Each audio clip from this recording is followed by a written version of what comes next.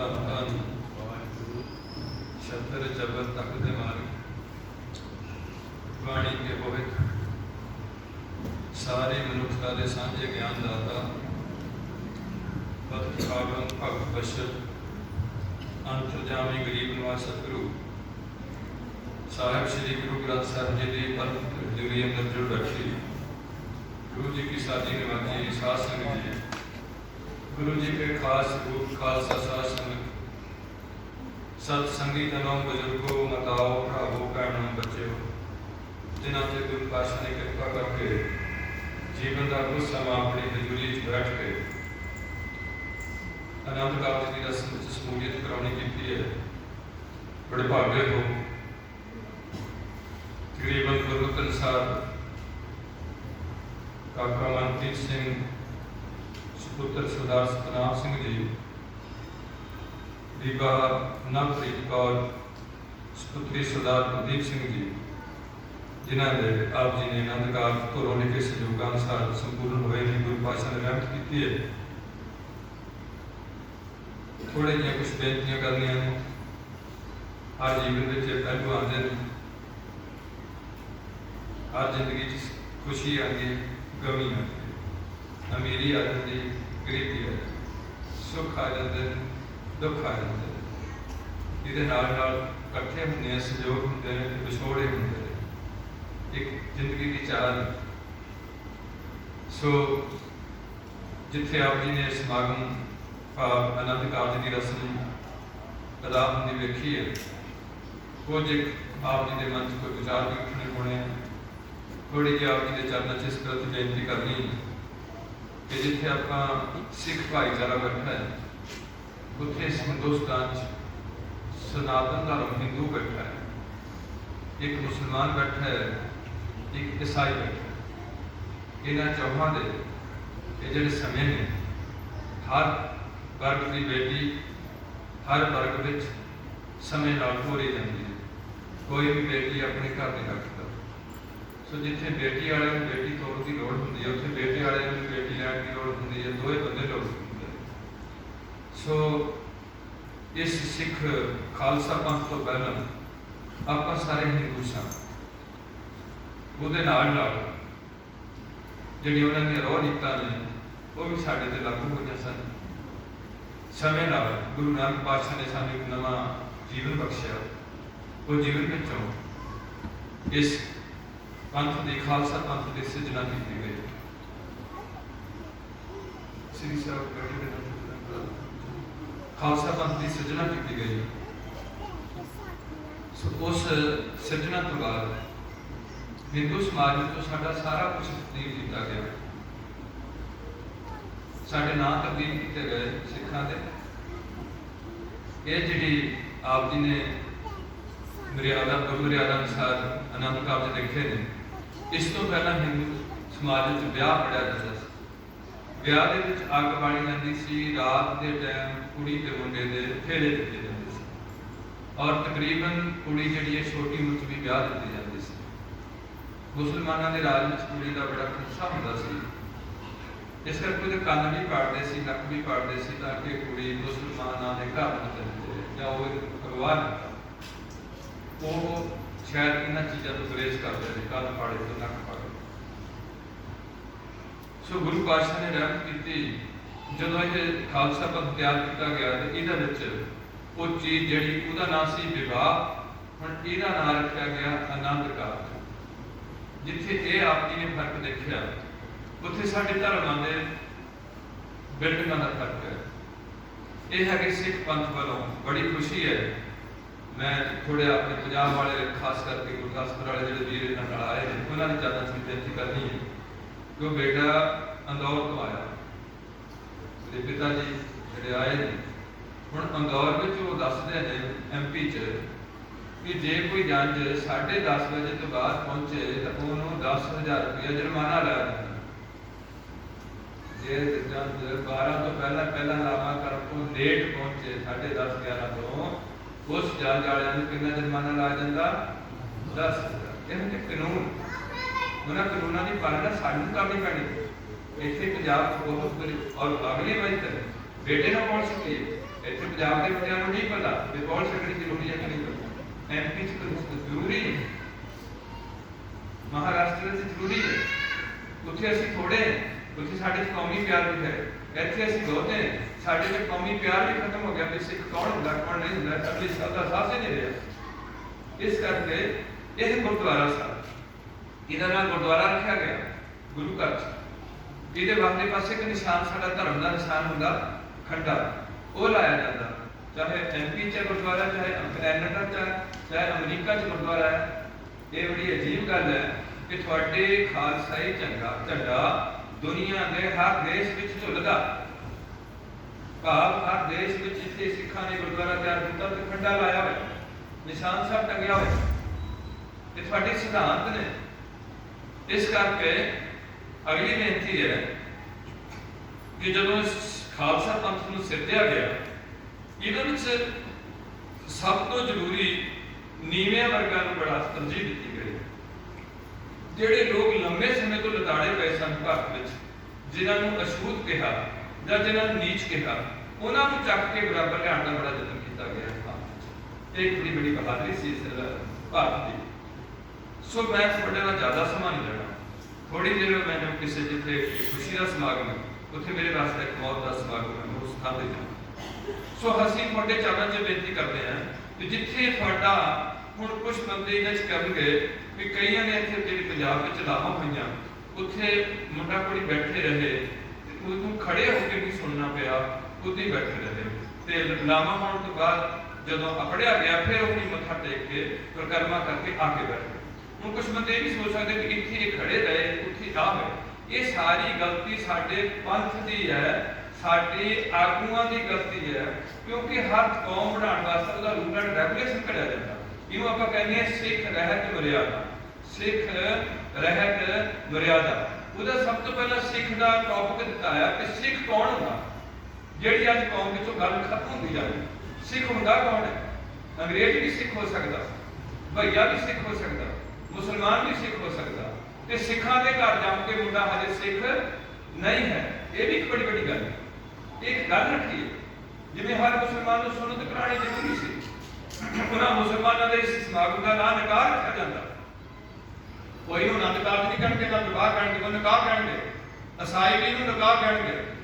ਮੁਸਲਮਾਨਾਂ ਦਾ ਨਿਕਾਹ ਕਾਜ਼ੀ ਕਰੂਗਾ ਤੇ ਈਸਾਈਆਂ ਦਾ ਨਿਕਾਹ ਪਾਦਰੀ ਕਰੂਗਾ ਤੇ ਹਿੰਦੂਆਂ ਦਾ ਵਿਵਾਹ ਪੰਡਤ ਪੜੂਗਾ ਤੇ ਸਿੱਖਾਂ ਦੇ ਆਨੰਦ ਕਾਰਜ ਗ੍ਰੰਥੀ ਕਰੂਗਾ। ਇਹ ਗੱਲਾਂ ਨੇ ਜਿਹੜੀਆਂ ਅੱਜ ਤੁਹਾਨੂੰ ਸੋਚਣ ਦੀ ਲੋੜ ਹੈ। ਅਗਲੀ ਬੇਨਤੀ ਹੈ ਕਿ ਜਿੱਥੇ ਇਸ ਕੌਮ ਨੂੰ ਇਹਦੇ 'ਚ ਇਹ ਵਿਸ਼ੇਸ਼ਤਾ ਰੱਖੀ ਗਈ, ਉੱਥੇ ਇਸ ਕੌਮ ਦਾ ਪਹਿਲੀ ਵਾਰ ਦੁਨੀਆ ਵਿੱਚ ਇੱਕ ਨਾਂ ਰੱਖਿਆ ਗਿਆ ਸਿੰਘ ਤੇ ਕੌਰ। ਇਹ 1699 ਤੋਂ ਰੱਖਿਆ ਗਿਆ। 1699 ਤੋਂ ਤੁਹਾਡੇ ਨਾਮ ਅਗਰ ਸਿੰਘ ਤੇ ਬੇਟੀਆਂ ਦੇ ਨਾਮ ਅਗਰ ਕੌਰ ਲਾਇਆ ਗਿਆ। ਇਹ ਪਹਿਲੀ ਕੌਮ ਹੈ ਦੁਨੀਆ ਦੀ ਜਿਹੜੀ ਇੱਕ ਨਾਂ ਥੱਲੇ ਬਣੀ ਹੋਈ ਹੈ। ਦੂਸਰਾ, ਜਿੱਥੇ ਤੁਹਾਡਾ ਇਹ ਗੁਰਦੁਆਰਾ ਸਾਹਿਬ ਹੈ, ਇਹਦੇ ਨਾਲ ਇੱਕ ਲੰਗਰ ਹਾਲ ਮੇਨਟੇਨ ਕੀਤਾ ਜਾਂਦਾ। ਇਹ ਲੰਗਰ ਹਾਲ ਕਿਸੇ ਵੀ ਮੰਦਰ ਨਾਲ ਜਾਂ ਗਿਰਜੇ ਨਾਲ ਜਾਂ ਮਸਜਿਦ ਨਾਲ ਬਣਾਉਣਾ ਜ਼ਰੂਰੀ ਨਹੀਂ, ਪਰ ਸਿੱਖ ਗੁਰਦੁਆਰੇ ਨਾਲ ਲੰਗਰ ਹਾਲ ਬਣਾਉਣਾ ਜ਼ਰੂਰੀ ਹੈ। ਇਹ ਇੱਕ ਵਿਸ਼ੇਸ਼ਤਾ ਸੀ ਕਿ ਇਸ ਲੰਗਰ ਹਾਲ ਵਿੱਚ ਗਰੀਬ ਤੇ ਅਮੀਰ, ਊਚ ਤੇ ਨੀਚ ਸਾਰੇ ਬਰਾਬਰ ਬੈਠਣ ਤੇ ਸਾਰੇ ਬਰਾਬਰ ਖਾਣਾ ਖਾਣ ਤੇ ਉਹਨਾਂ ਵਿੱਚ ਵਿਤਕਰਾ ਨਾ ਪਾਇਆ ਜਾਏ, ਉਹਨਾਂ ਨੂੰ ਪਿਆਰ ਕੀਤਾ ਜਾਏ। ਜਿਹੜੇ ਨੀਵੇਂ ਜਾਤ ਨੇ ਉਹਨਾਂ ਨੂੰ ਉੱਚੇ ਝੁਕੇ ਕਰ ਇੱਜ਼ਤ ਦਿੱਤਾ ਜਾਏ। ਕੱਲ ਮੇਰੇ ਪਾਤਸ਼ਾਹ ਨੇ ਕਿਹਾ ਲੰਗਰੇਟੇ ਗੁਰੂ ਕੇ ਬੇਟੇ। ਸੋ ਜਿੱਥੇ ਇਹ ਗੱਲਾਂ ਨੇ, ਉੱਥੇ ਹੁਣ ਅਗਲੀ ਬੇਨਤੀ ਹੈ ਕਿ ਜਿੱਥੇ ਅਸੀਂ ਧਰਮ ਦੇ 3-4 ਸਿੱਖ ਕੰਮ ਕਰਦੇ ਹਾਂ, ਉੱਥੇ ਜਿਹੜੀ ਖਾਸ ਪੁਆਇੰਟ ਹੈ ਉਹ ਜਿਵੇਂ ਉਹਨਾਂ ਦਾ ਹਿੰਦੂ ਬਣਨਾ ਜ਼ਰੂਰੀ ਸੀ, ਭਾਵ ਜਨੇਊ ਪਾਉਣਾ ਜ਼ਰੂਰੀ ਸੀ, ਉਹਨਾਂ ਦਾ ਮੁਸਲਮਾਨਾਂ ਦੀ ਹਰ ਬੰਦੇ ਦੀ ਸੁਨਨਤ ਕਰਾਉਣੀ ਜ਼ਰੂਰੀ ਸੀ, ਜਨਾਨੀ ਦੀ ਸੁਨਨਤ ਨਹੀਂ ਹੋਣੀ। ਈਸਾਈਆਂ ਦੇ ਹਰ ਬੰਦੇ ਨੂੰ ਪਾਣੀ 'ਚ ਗੋਤਾ ਲੈ ਕੇ ਜ਼ਰੂਰੀ ਹੈ। ਉਹਨੂੰ ਕਹਿੰਦੇ ਬਪਤਿਸਮਾ ਜਾਂ ਬਪਟਾਈਜ਼ ਕਰਨਾ, ਅੰਗਰੇਜ਼ੀ ਕਹਿੰਦੇ, ਪੰਜਾਬੀ 'ਚ ਬਪਤਿਸਮਾ ਕਹਿੰਦੇ ਨੇ। ਤੇ ਸਿੱਧੀ ਜੀ ਬੋਲੀ ਸਾਡੇ 'ਚ ਕਹਿੰਦੇ ਉਹਨੂੰ ਤੋਬਾ ਕਰਨੀ। ਤੋਬਾ ਕਰਨੀ ਦਾ ਕੀ ਮਤਲਬ ਕਿ ਉਹ ਕਹੂਗਾ ਬੰਦਾ ਉਹਨਾਂ ਨੂੰ ਕਿ ਜਿਹੜੇ ਮੇਰੇ ਤੋਂ ਅੱਜ ਤੋਂ ਪਾਪ ਹੋ ਗਏ ਨੇ, ਮੈਨੂੰ ਪ੍ਰਮਾਤਮਾ ਮਾਫ ਕਰ ਦੇ, ਅੱਗੇ ਤੋਂ ਮੈਂ ਈਸਾ ਜੀ ਦੇ ਅਨੁਸਾਰ ਹਾਲੇਲੂਇਆ ਕਰੂੰਗਾ, ਗਿਰਜੇ ਜਾਊਂਗਾ, ਪਾਦਰੀ ਕੋਲ ਦੁਆ ਕਰਾਂਗਾ। ਇਹਦੇ ਵਿੱਚ ਇੱਕ ਬੜਾ ਅਜੀਬ ਗੱਲ ਹੈ, ਉਹ ਇਹ ਹੈ ਕਿ ਜਿਹੜੇ ਧਰਮ ਦੀ ਦੁਨੀਆ ਜਿੰਨੀ ਵੀ ਹੈ, ਇਹਦੇ 'ਚ ਇੱਕ ਗੱਲ ਬੜੀ ਕੀਤੀ ਜਾਂਦੀ ਹੈ ਕਿ ਬੰਦੇ ਦੇ ਮਰਨ ਤੋਂ ਬਾਅਦ ਰੂਹ ਅੱਗੇ ਜਾਂਦੀ ਹੈ। ਬੰਦੇ ਦੇ ਮਰਨ ਤੋਂ ਬਾਅਦ ਰੂਹ ਅੱਗੇ ਜਾਂਦੀ ਹੈ। ਇਹ ਧਰਮ ਦੀ ਦੁਨੀਆ 'ਚ ਗੱਲ ਕੀਤੀ ਹੋਈ ਹੈ। ਅੱਜ ਤੱਕ ਚੱਲਦੀ ਆ ਰਹੀ। ਇਸ ਕਰਕੇ ਰੂਹ ਦਾ ਉਸ ਕੋਈ ਗੱਲ ਨਹੀਂ ਕਰ ਸਕਦਾ ਗੁਰੂ ਤੋਂ ਬਿਨਾਂ। ਗੁਰੂ ਹੀ ਉਸ ਔਖੇ ਟਾਈਮ ਦੀ ਮਦਦ ਕਰਦਾ ਤੇ ਇੱਥੇ ਨੂੰ ਉੱਚਾ ਜੀਵਨ ਦਿੰਦਾ। ਹੁਣ ਸਿੱਖਾਂ ਨੇ ਸਾਰਿਆਂ ਨੇ ਜਿਵੇਂ ਉਹਨਾਂ ਦੀ ਸੁਨਨਤ ਸੀ, ਉਹਨਾਂ ਦਾ ਜਨੇਊ ਸੀ, ਉਹਨਾਂ ਦਾ ਪਾਣੀ 'ਚ ਗੋਤਾ ਸੀ, ਐਦਾਂ ਹਰ ਸਿੱਖਾਂ ਦੀ ਕੁੜੀ ਨੇ ਤੇ ਸਿੱਖਾਂ ਦੇ ਮੁੰਡੇ ਨੇ ਪੰਜਾਂ ਪਿਆਰਿਆਂ ਤੋਂ ਖੰਡੇ ਦੀ ਕੌਲ ਛਕਣੀ ਸੀ। ਭਾਰਤ ਦੇਸ਼ ਵਿੱਚ ਆ ਜਿਹੜੀ ਕਿਰਪਾਨ ਹੈ ਸਾਨੂੰ ਗੁਰੂ ਪਾਤਸ਼ਾਹ ਦੀ ਬਖਸ਼ੀ ਹੋਈ, ਇਹ ਅਸੀਂ 9 ਇੰਚੀ ਦੀ ਕਿਰਪਾਨ ਲੈ ਕੇ ਡੋਮੈਸਟਿਕ ਫਲਾਈਟ ਕਿਤੇ ਵੀ ਕਰ ਸਕਦੇ ਹਾਂ। ਅਸੀਂ ਹਜ਼ੂਰ ਸਾਹਿਬ ਅੰਮ੍ਰਿਤਸਰ ਤੋਂ ਚੜ੍ਹ ਕੇ ਜਾ ਸਕਦੇ ਹਾਂ।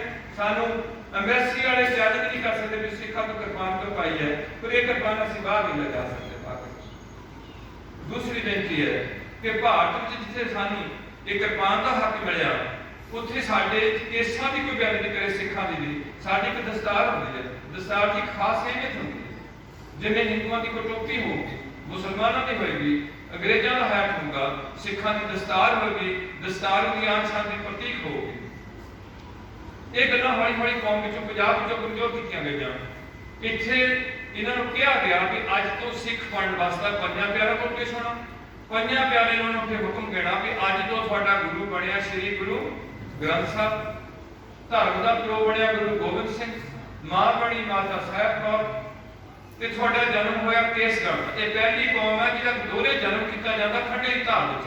ਜਨਮ ਹੋਇਆ ਕੇਸਗੜ੍ਹ ਦਾ ਤੇ ਤੁਹਾਡਾ ਪਿੰਡ ਬਣਿਆ ਹੁਣ ਅਨੰਦਪੁਰ ਸਾਹਿਬ। ਤੁਸੀਂ ਸਾਰੇ ਅਨੰਦਪੁਰ ਸਾਹਿਬ ਦੇ ਵਸਨੀਕ ਹੋ ਗਏ।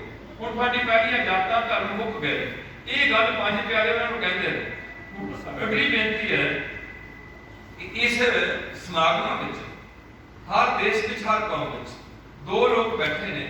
ਇੱਕ ਅਮੀਰ ਤੋਂ ਅਮੀਰ ਬੈਠਾ ਆ, ਇੱਕ ਗਰੀਬ ਤੋਂ ਗਰੀਬ ਬੈਠਾ। ਮੈਂ ਪਿੱਛੇ ਜਾ ਕੇ ਨਿਊਜ਼ ਪੜ੍ਹੀ ਸੀ, ਉੱਥੇ ਮੇਰਾ ਐਮਪੀ ਦਾ ਸੀ ਲਾਲਾ ਕੋਈ, ਉਸ ਲਾਲੇ ਨੇ ਸਾਦਾ ਜਿਹਾ ਆਪਣੇ ਕੁੜੀ ਦਾ ਵਿਆਹ ਰਚਿਆ ਤੇ 200 ਘਰ ਬਣਾਏ ਛੋਟੇ ਛੋਟੇ, 2 ਕਨਾਲ ਥਾਂ ਲੈ ਕੇ 200 ਜਿਹੜੇ ਬੰਦੇ ਤੁਰੇ ਫਿਰਦੇ ਨੇ ਨਾ ਬਿਨਾਂ ਘਰਾਂ ਤੋਂ, ਉਹਨਾਂ ਨੂੰ ਘਰ ਅਲਾਟ ਕੀਤੇ ਤੇ ਆਪਣੀ ਕੁੜੀ ਦਾ ਵਿਆਹ ਸਾਦਾ ਜਿਹਾ ਕਰ। ਮਤਲਬ ਜਿਹੜਾ ਪੈਸਾ ਉਹਨਾਂ ਵਿਆਹ ਤੇ ਦੁੱਗਣਾ ਸੀ ਉਹ ਕਿੱਥੇ ਦਿੱਤਾ? ਜਿਹਨਾਂ ਦਾ ਕੋਈ ਘਰ ਨਹੀਂ ਉਹਨਾਂ ਨੂੰ ਘਰ ਬਣਾ ਕੇ ਦਿੱਤਾ ਵੀ ਤੁਹਾਡੀ ਠੰਡ ਵੀ ਰੱਖੂਗੀ, ਤੁਹਾਡੀ ਗਰਮੀ ਵੀ ਬਚਾਅ ਹੋਊਗਾ ਤੇ ਤੁਹਾਨੂੰ ਮੀਂਹ ਤੇ ਟਿਕਟ ਤੋਂ ਵੀ ਬਚਾਅ ਹੋਊਗਾ। ਚੋਰੀ ਚੱਪੜੇ ਬਹਿ ਕੇ ਟੇਕਣ ਰੋਟੀ ਖਾਓ। ਐਸੀ ਸੋਚ। ਹੁਣ ਮੁਸ਼ਕਿਲ ਹੈ ਜਿਹੜਾ ਅਮੀਰ ਬੰਦਾ ਉਸ ਕੁਛ ਬੜੀ ਛੱਡਦਾ, ਉਹ ਆਪਣਾ ਪੈਸਾ ਦਿਖਾਉਂਦਾ ਜਾਂ ਤਾਂ ਕੋਠੀ ਤੇ ਦਿਖਾਉਂਦਾ ਜਾਂ ਗੱਡੀ ਤੇ ਦਿਖਾਉਂਦਾ ਜਾਂ ਫਿਰ ਕੱਪੜਿਆਂ ਤੇ ਦਿਖਾਉਂਦਾ ਜਾਂ ਫਿਰ ਵਿਆਹ ਤੇ ਦਿਖਾਉਂਦਾ। ਹੁਣ ਮੌਤ ਤੇ ਵੀ ਪੈਸਾ ਦਿਖਾਉਣ ਲੱਗ ਪਏ। ਮੌਤ ਦੇ ਟਾਈਮ ਹੀ ਨਹੀਂ ਬੜੀਆਂ ਬਣਦੀਆਂ ਤਿਆਰ ਕਰ ਲਈਆਂ ਸ਼ੁਰੂ ਕਰ ਲਈਆਂ। ਮੇਰਾ ਕੋਈ ਇਤਰਾਜ਼ ਨਹੀਂ ਹੈ। ਅਗਲੇ ਸਮੇਂ ਵਿੱਚ ਤੁਹਾਡੇ ਕੋਲ ਪੈਸਾ ਬਹੁਤ ਘਟ ਜਾਣਾ।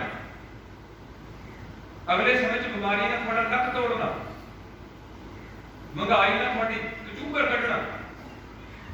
ਹੁਣ ਗੁਰੂ ਪਾਤਸ਼ਾਹ ਨੇ ਜਦੋਂ ਇਹ ਪੰਥ ਤਿਆਰ ਕੀਤਾ, ਉਹਦੇ 'ਚ ਗਰੀਬ ਨੂੰ ਅੱਗੇ ਤਰਜੀਹ ਦਿੱਤੀ ਹੈ। ਉਹਦੇ ਵਿੱਚ ਜਿਹੜੀ ਅੱਜ ਦੀ ਜਿਹੜਾ ਸਮਾਗਮ ਹੈ, ਇਹਦਾ ਨਾਮ ਰੱਖਿਆ ਹੋਇਆ ਆਨੰਦ ਸੰਸਕਾਰ, ਸਿੱਖ ਰਹਿਤ ਮਰਿਆਦਾ ਅਨੁਸਾਰ। ਹੁਣ ਮੈਂ 2 ਮਿੰਟ ਜਾ ਕੇ ਨਸਾਂ ਪਾਣੀ ਹੈ। ਸਿੱਖ ਸਿੱਖਣੀ ਦਾ ਵਿਆਹ ਬਿਨਾਂ ਜਾਤ ਪਾਤ ਗੋਤ ਵਿਚਾਰੇ ਦੇ ਹੋਣਾ ਚਾਹੀਦਾ। ਸਾਡੀਆਂ ਜਾਤਾਂ ਮੁਕਾਈਆਂ ਸੀ। ਇਸ ਗੱਲ ਦਾ ਵੀ ਮੈਨੂੰ ਬੜਾ ਦੁੱਖ ਹੈ। ਜੇ ਜੱਗਾਂ ਦਾ ਮੁੰਡੇ ਕੋਲ ਕੋਈ ਪਿਓ ਦਾ ਜ਼ਮੀਨ ਸਾਰੀ ਫੀਮ ਖਾ ਕੇ ਵੇਚੀ ਹੋਈ ਹੈ, ਉਹ ਮੁੰਡਾ ਕਿ ਆਰੇ ਤੇ ਬੈਠੇ 7,500 ਰੁਪਇਆ ਲੈ ਰਿਹਾ, ਉੱਥੇ ਲੱਕੜ ਦਾ ਕੰਮ ਕਰ ਰਿਹਾ ਤਰਖਾਣ ਵਾਲਾ। ਉਹ ਮੁੰਡਾ ਉੱਥੇ ਤਰਖਾਣ ਦਾ ਕੰਮ ਕਰਦੇ ਵੀ ਜੱਟ ਹੈ ਤੇ ਜਿਹੜਾ ਤਰਖਾਣਾ ਦਾ ਮੁੰਡਾ ਉਹਦੇ ਕੋਲ ਕੋਈ ਉਹ ਨਹੀਂ ਹੈ, ਲੱਕੜ ਦਾ ਕੰਮ ਨਹੀਂ ਹੈ, ਆਰਾ ਨਹੀਂ ਹੈ, ਉਹ ਐਸਟੀਓ ਲੱਗਿਆ ਜਾਂ ਜੇਈ ਲੱਗਿਆ ਜਾਂ ਕੋਈ ਉੱਪਰਲੇ ਰੈਂਕ ਤੇ ਪ੍ਰੋਫੈਸਰ ਲੱਗਿਆ, ਪੜ੍ਹ ਕੇ ਚੰਗਾ ਪੜ੍ਹ ਕੇ ਅੱਗੇ ਵਧਿਆ। ਉਹ ਮੁੰਡੇ ਕੋਲ 10 ਕਿੱਲੇ ਜ਼ਮੀਨ ਵੀ ਖਰੀਦ ਲਈ ਉਹਨਾਂ, ਉਹਦੀ ਘਰ ਦੀ ਵੀ ਨੌਕਰੀ ਕਰਦੀ ਸੀ। ਉਹ 10 ਕਿੱਲੇ ਜ਼ਮੀਨ ਵਿੱਚ ਉਹਨਾਂ ਟਰੈਕਟਰ ਵੀ ਰੱਖ ਲਿਆ। ਉਹ ਟਰੈਕਟਰ ਰੱਖ ਕੇ ਜ਼ਮੀਨ ਖਰੀਦ ਕੇ ਵੀ ਹਜੇ ਤਰਖਾਣ ਹੈ ਤੇ ਜੱਟਾਂ ਦੇ ਮੁੰਡੇ ਕੋਲ ਇੱਕ ਵੀ ਮਰਲਾ ਜ਼ਮੀਨ ਨਹੀਂ, ਉਹ ਹਜੇ ਵੀ ਤਰਖਾਣ ਦੇ ਆਰੇ ਤੇ ਬੈਠਾ ਕੰਮ ਕਰਦਾ, ਹਜੇ ਵੀ ਉਹ ਜੱਟ ਹੈ। ਇਹ ਚੀਜ਼ਾਂ ਹਿੰਦੁਸਤਾਨ 'ਚ ਗੁਰੂ ਪਾਤਸ਼ਾਹ ਨੇ ਮੁਕਾਈਆਂ ਤੁਹਾਡੀਆਂ। ਇਸ ਕਰਕੇ ਉਹਨੇ ਲਿਖਿਆ ਵੀ ਜਾਤ ਪਾਤ ਗੋਤ ਵਿਚਾਰਿਆਂ ਨੂੰ ਅਸੀਂ ਰੰਧਾਵਿਆਂ ਦੀ ਕੁੜੀ ਰੰਧਾਵਿਆਂ ਨੂੰ ਨਹੀਂ ਦੇਣੀ, ਸਿੰਧੂਆਂ ਦੀ ਕੁੜੀ ਸਿੱਧੂ ਨੂੰ ਨਹੀਂ ਦੇਣੀ। ਇਹ ਛੋਟੇ ਛੋਟੀਆਂ ਅੱਗੇ ਜਾਤਾਂ ਪਾ ਕੇ ਸਾਨੂੰ ਵੰਡਿਆ ਹੋਇਆ ਸੀ, ਜਿਹੜੇ ਵੰਡਣ ਕਰਕੇ ਅਸੀਂ ਗੁਲਾਮੀ ਹਜ਼ਾਰਾਂ ਸਾਲ ਇੱਥੇ ਗੁਲਾਮੀ ਚੱਲੀ ਹੈ। ਇਹ ਗੁਰੂ ਪੰਥ ਵਿੱਚ ਤੋਰੀ ਗਈ। ਅਗਲੀ ਪੁਆਇੰਟ ਦਿੱਤਾ ਹੈ ਕਿ ਸਿੱਖ ਦੀ ਪੁੱਤਰੀ ਦਾ ਵਿਆਹ ਸਿੱਖ ਨਾਲ ਹੋਵੇ। ਭਾਵ ਹਿੰਦੂ ਦੀ ਧੀ ਹਿੰਦੂ ਦੇ ਘਰ, ਮੁਸਲਮਾਨ ਦੀ ਧੀ ਮੁਸਲਮਾਨ ਦੇ ਘਰ, ਈਸਾਈ ਦੀ ਧੀ ਈਸਾਈ ਦੇ ਘਰ। ਹੁਣ ਸਿੱਖ ਦੀ ਕੁੜੀ ਸਿੱਖ ਦੇ ਘਰ ਜਾਏ। ਹੁਣ ਕਿੱਥੇ ਬੇਟੇ ਦਾ ਜਨਮ ਹੋਇਆ, ਧੁਰੋਂ ਲਿਖੇ ਸੰਜੋਗਾਂ ਅਨੁਸਾਰ ਕਿਸੇ ਨੂੰ ਨਹੀਂ ਸੀ ਪਤਾ ਵੀ ਬੇਟੀ ਨਾਲ ਦੌਰ ਚਲੇ ਜਾਣਾ। ਇੱਥੇ ਵੀ ਕੋਈ ਬੱਚਿਆਂ ਦੀ ਘਾਟ ਨਹੀਂ ਹੈ, ਪਰ ਇਹਨੂੰ ਅਸੀਂ ਕਹਿੰਦੇ ਹਾਂ ਸੰਜੋਗ ਵਜੋਗ ਧੁਰੋਂ ਹੀ ਹੋਊਗਾ। ਇਹ ਧੁਰੋਂ ਹੋਇਆ ਸੰਜੋਗ ਹੈ। ਕੋਈ ਬੱਚੀ ਸਾਡੀ ਅਮਰੀਕਾ ਜਾ ਰਹੀ ਹੈ, ਕੋਈ ਕੈਨੇਡਾ ਜਾ ਰਹੀ ਹੈ, ਕੋਈ ਸਾਡੀ ਬੇਟੀ ਕਿਸੇ ਹੋਰ ਆਊਟ ਆਫ ਸਟੇਟ ਜਾ ਰਹੀ ਹੈ, ਪਰ ਜਾ ਕਿਹਦੇ ਕੋਲ ਰਹੀ ਹੈ? ਸਿੱਖ ਕੋਲ ਜਾ ਰਹੀ ਹੈ, ਉਹ ਕਿਸੇ ਹੋਰ ਦੀ ਕਮਿਊਨਿਟੀ ਕੋਲ ਨਹੀਂ ਜਾ ਰਹੀ। ਇਸ ਕਰਕੇ ਹੁਣ ਅਗਲੀ ਉਹਦੀ ਪੁਆਇੰਟ ਦਿੱਤਾ ਸੀ ਕਿ ਸਿੱਖ ਦਾ ਵਿਆਹ ਆਨੰਦ ਰੀਤੀ ਨਾਲ ਕਰਨਾ ਚਾਹੀਦਾ। ਜਿੱਦਾਂ ਤੁਸੀਂ ਦੇਖਿਆ ਅੱਗੇ ਉਹਨੇ ਕਿਹਾ ਲੜਕੀ ਲੜਕੇ ਦਾ ਵਿਆਹ ਬਚਪਨ ਵਿੱਚ ਕਰਨਾ ਵਰਜਿਤ ਹੈ। 18 ਸਾਲ ਤੋਂ ਥੱਲੇ ਕੁੜੀ ਤੋਂ ਉਮਰ ਹੋਣੀ ਵੱਧ ਹੋਣੀ ਚਾਹੀਦੀ, ਬੇਟੇ ਦੀ ਹੋਣੀ ਚਾਹੀਦੀ, ਫਿਰ ਉਹਨਾਂ ਦਾ ਆਨੰਦ ਕਾਰਜ ਕਰਨਾ ਚਾਹੀਦਾ। ਜਿਹੜੇ ਪਹਿਲਾਂ ਛੋਟੀ ਕੁੜੀ ਨੂੰ ਵਿਆਹਦੇ ਸੀ ਉਹ ਰਸਮ ਇੱਥੇ ਬੰਦ ਕੀਤੀ ਗਈ ਹੈ। ਅੱਗੇ ਅਗਲੇ ਉਹਨੇ ਕਿਹਾ ਕਿ ਕੋਈ ਯੋਗ ਦਿਨ ਦੇਖ ਕੇ, ਮਤਲਬ ਕੋਈ ਪੱਤਰੀ ਨਹੀਂ ਖਿਲਾਣੀ ਤੁਸੀਂ, ਕੋਈ ਯੋਗ ਦਿਨ ਦੇਖ ਕੇ, ਇਹ ਮੈਂ ਤੁਹਾਨੂੰ ਪੜ੍ਹ ਕੇ ਸੁਣਾ ਰਿਹਾ ਰਹਿਤ ਮਰਿਆਦਾ ਵਿੱਚ, ਜਿਹੜੀ ਅਕਾਲ ਤਖਤ ਤੋਂ 1935 ਤੋਂ ਬਾਅਦ ਇਹ ਲਾਗੂ ਹੋਈ ਹੈ। ਉਹਦੇ ਵਿੱਚ ਤੁਹਾਨੂੰ ਮੈਂ ਪੜ੍ਹ ਕੇ ਦੱਸ ਰਿਹਾ। ਇਹਦਾ ਨਾਲ ਅਸੀਂ ਕੌਮੀ ਤੌਰ ਤੇ ਜੁੜਦੇ ਹਾਂ, ਇੱਕ ਜੁੜ ਕੇ ਸਾਡੀ ਕੌਮ ਦੀ ਤਾਕਤ ਬਣਦੀ ਹੈ। ਤੇ ਜਿਹੜੇ ਕਿ ਮੇਨ ਪੁਆਇੰਟ ਦਿੱਤੇ ਨੇ ਉਹ ਧਰਮਾਂ ਦੇ ਮੇਨ ਪੁਆਇੰਟ ਇੱਕ ਇਹ ਹੈ ਕਿ ਕੋਈ ਵੀ ਬੰਦਾ ਨਸ਼ਾ ਨਾ ਪੀਏ, ਕੋਈ ਵੀ ਬੰਦਾ ਨਸ਼ਾ, ਨਾ ਸਿੱਖ ਧਰਮ ਕਹਿੰਦਾ ਨਸ਼ਾ ਪੀਣ ਨੂੰ, ਨਾ ਹਿੰਦੂ ਧਰਮ ਕਹਿੰਦਾ ਨਸ਼ਾ ਪੀਣ ਨੂੰ, ਨਾ ਮੁਸਲਮਾਨ ਧਰਮ ਕਹਿੰਦਾ ਨਸ਼ਾ ਪੀਣ ਨੂੰ। ਨਸ਼ਾ ਪੀਣ ਨੂੰ ਨਾ ਪੜ੍ਹਾਈ ਕਹਿੰਦੀ ਹੈ, ਪਰ ਮੇਰੇ ਸਿੱਖ ਭਾਈਚਾਰਾ ਬਹੁਤ ਜ਼ਿਆਦਾ ਨਸ਼ੇ 'ਚ ਦੁਤਾਨ ਹੋ ਗਿਆ। ਇਹਨਾਂ ਨੂੰ ਚੇਤੇ ਨਹੀਂ ਰਿਹਾ ਕਿ ਅਸੀਂ ਸਿੱਖ ਹੁੰਦੇ ਕਿਹਦੇ ਹੁੰਦੇ ਹਾਂ, ਅਸੀਂ ਕਿਹਦੇ ਨਹੀਂ ਹੁੰਦੇ। ਇਸ ਕਰਕੇ ਸਭ ਤੋਂ ਜ਼ਿਆਦਾ ਨੁਕਸਾਨ ਮੇਰੇ ਦੇਸ਼ ਦਾ ਕੀਤਾ। ਜੇ ਇਹ ਸਵੱਛ ਭਾਰਤ ਬਣਾਉਣਾ ਤੇ ਸਭ ਤੋਂ ਪਹਿਲਾਂ ਇਸ ਦੇਸ਼ ਵਿੱਚੋਂ ਹਰ ਕਿਸਮ ਦਾ ਨਸ਼ਾ ਖਤਮ ਹੋਣਾ ਚਾਹੀਦਾ। ਜਦੋਂ ਨਸ਼ੇ ਲੋਕ ਲੈਣਗੇ, ਨਾ ਉਹ ਕੰਮ ਕਰਨਗੇ, ਨਾ ਉਹਦੀ ਸਿਹਤ ਠੀਕ ਰਹੇਗੀ, ਨਾ ਉਹਦੀ ਇੱਜ਼ਤ ਰਹੇਗੀ, ਨਾ ਉਹਦੇ ਕੋਲ ਪੈਸੇ ਦੀ ਬਹੁਤਾ ਆਏਗੀ, ਤੇ ਉਹ ਬਿਮਾਰੀ ਨਾਲ ਜੂਝਦਾ ਸਾਰੀ ਜ਼ਿੰਦਗੀ ਮਰੂਗਾ, ਤੇ ਉਹਦਾ ਘਰ ਵਿੱਚ ਕੋਈ ਵੀ ਸੁੱਖ ਸ਼ਾਂਤੀ ਦਾ ਮਾਹੌਲ ਨਹੀਂ ਬਣੂਗਾ। ਨਸ਼ਾ ਨਹੀਂ ਮਾੜੀ ਚੀਜ਼ ਹੈ। ਹੁਣ ਸਰਕਾਰਾਂ ਦੇ ਰਹੀਆਂ ਨੇ, ਤੁਸੀਂ ਪੀ ਗਏ, ਤੇ ਜਿੱਥੇ ਦੇ ਰਹੀਆਂ ਨੇ ਉੱਥੇ ਤੁਹਾਨੂੰ ਸ਼ਰਾਬ ਇੱਥੇ ਵੇਚੀ ਜਾ ਸਕਦੀ ਹੈ। ਉਹਦੇ ਤੇ ਲਿਖਿਆ ਭੇਜਿਆ ਜਾ ਰਿਹਾ ਕਿ ਪੀਣਾ ਸਿਹਤ ਲਈ ਹਾਨੀਕਾਰਕ ਹੈ, ਪੀਓ ਨਾ ਸਿਹਤ ਖਰਾਬ ਹੋਊਗੀ। ਸਾਡੇ ਲੋਕ ਖਾ ਰਹੇ ਨੇ, ਲੈ ਰਹੇ ਨੇ, ਗਲਤ ਕੰਮ ਹੋ ਰਿਹਾ ਸਾਰੇ ਦਾ। ਇਸ ਕਰਕੇ ਉਹ ਹੁਣ ਅਗਲੀ ਬੇਨਤੀ ਨਹੀਂ ਕੀਤੀ ਹੈ ਕਿ ਆਨੰਦ ਤੋਂ ਪਹਿਲਾਂ ਕੜਵਾਈ ਦੀ ਰਸਮ ਜ਼ਰੂਰੀ ਨਹੀਂ। ਹੁਣ ਇੱਥੇ ਇੱਕ ਤੁਹਾਨੂੰ ਸੋਚਣਾ ਪੈਣਾ, ਹਿੰਦੂ ਸਮਾਜ ਵਿੱਚ ਖੁਸ਼ੀ ਦੇ ਟਾਈਮ ਬਹੁਤ ਜ਼ਿਆਦਾ ਖੁਸ਼ੀ ਮਨਾਈ ਜਾਂਦੀ ਰਹੀ। ਭਾਵ ਨੱਚਣਾ ਟੱਪਣਾ, ਭੰਗੜੇ ਪਾਣੇ, ਤੇ ਨਾਲ ਨਾਲ ਸੋਹਣੇ ਸੋਹਣੇ ਕੱਪੜੇ ਪਾਣੇ, ਸੋਹਣੇ ਸੋਹਣੇ ਖਾਣੇ ਖਾਣੇ। ਪਰ ਦੂਜਾ ਪਾਸਾ ਜਦੋਂ ਸ਼ੁਰੂ ਹੁੰਦਾ ਸੀ ਕੋਈ ਮੌਤ ਦਾ, ਉਦੋਂ ਤੇ 10 ਦਿਨ ਕੱਪੜੇ ਨਹੀਂ ਧੋਣੇ, ਸਿਰ ਨਹੀਂ ਧੋਣਾ, ਤੜਕਾ ਨਹੀਂ ਲਾਣਾ, ਭੁੰਜੇ ਸੌਣਾ, ਰੋ ਰੋ ਕੇ ਬੁਰੀ ਹਾਲ ਬਾਕੀ ਦਿਹਾੜੇ ਕਰਨੇ।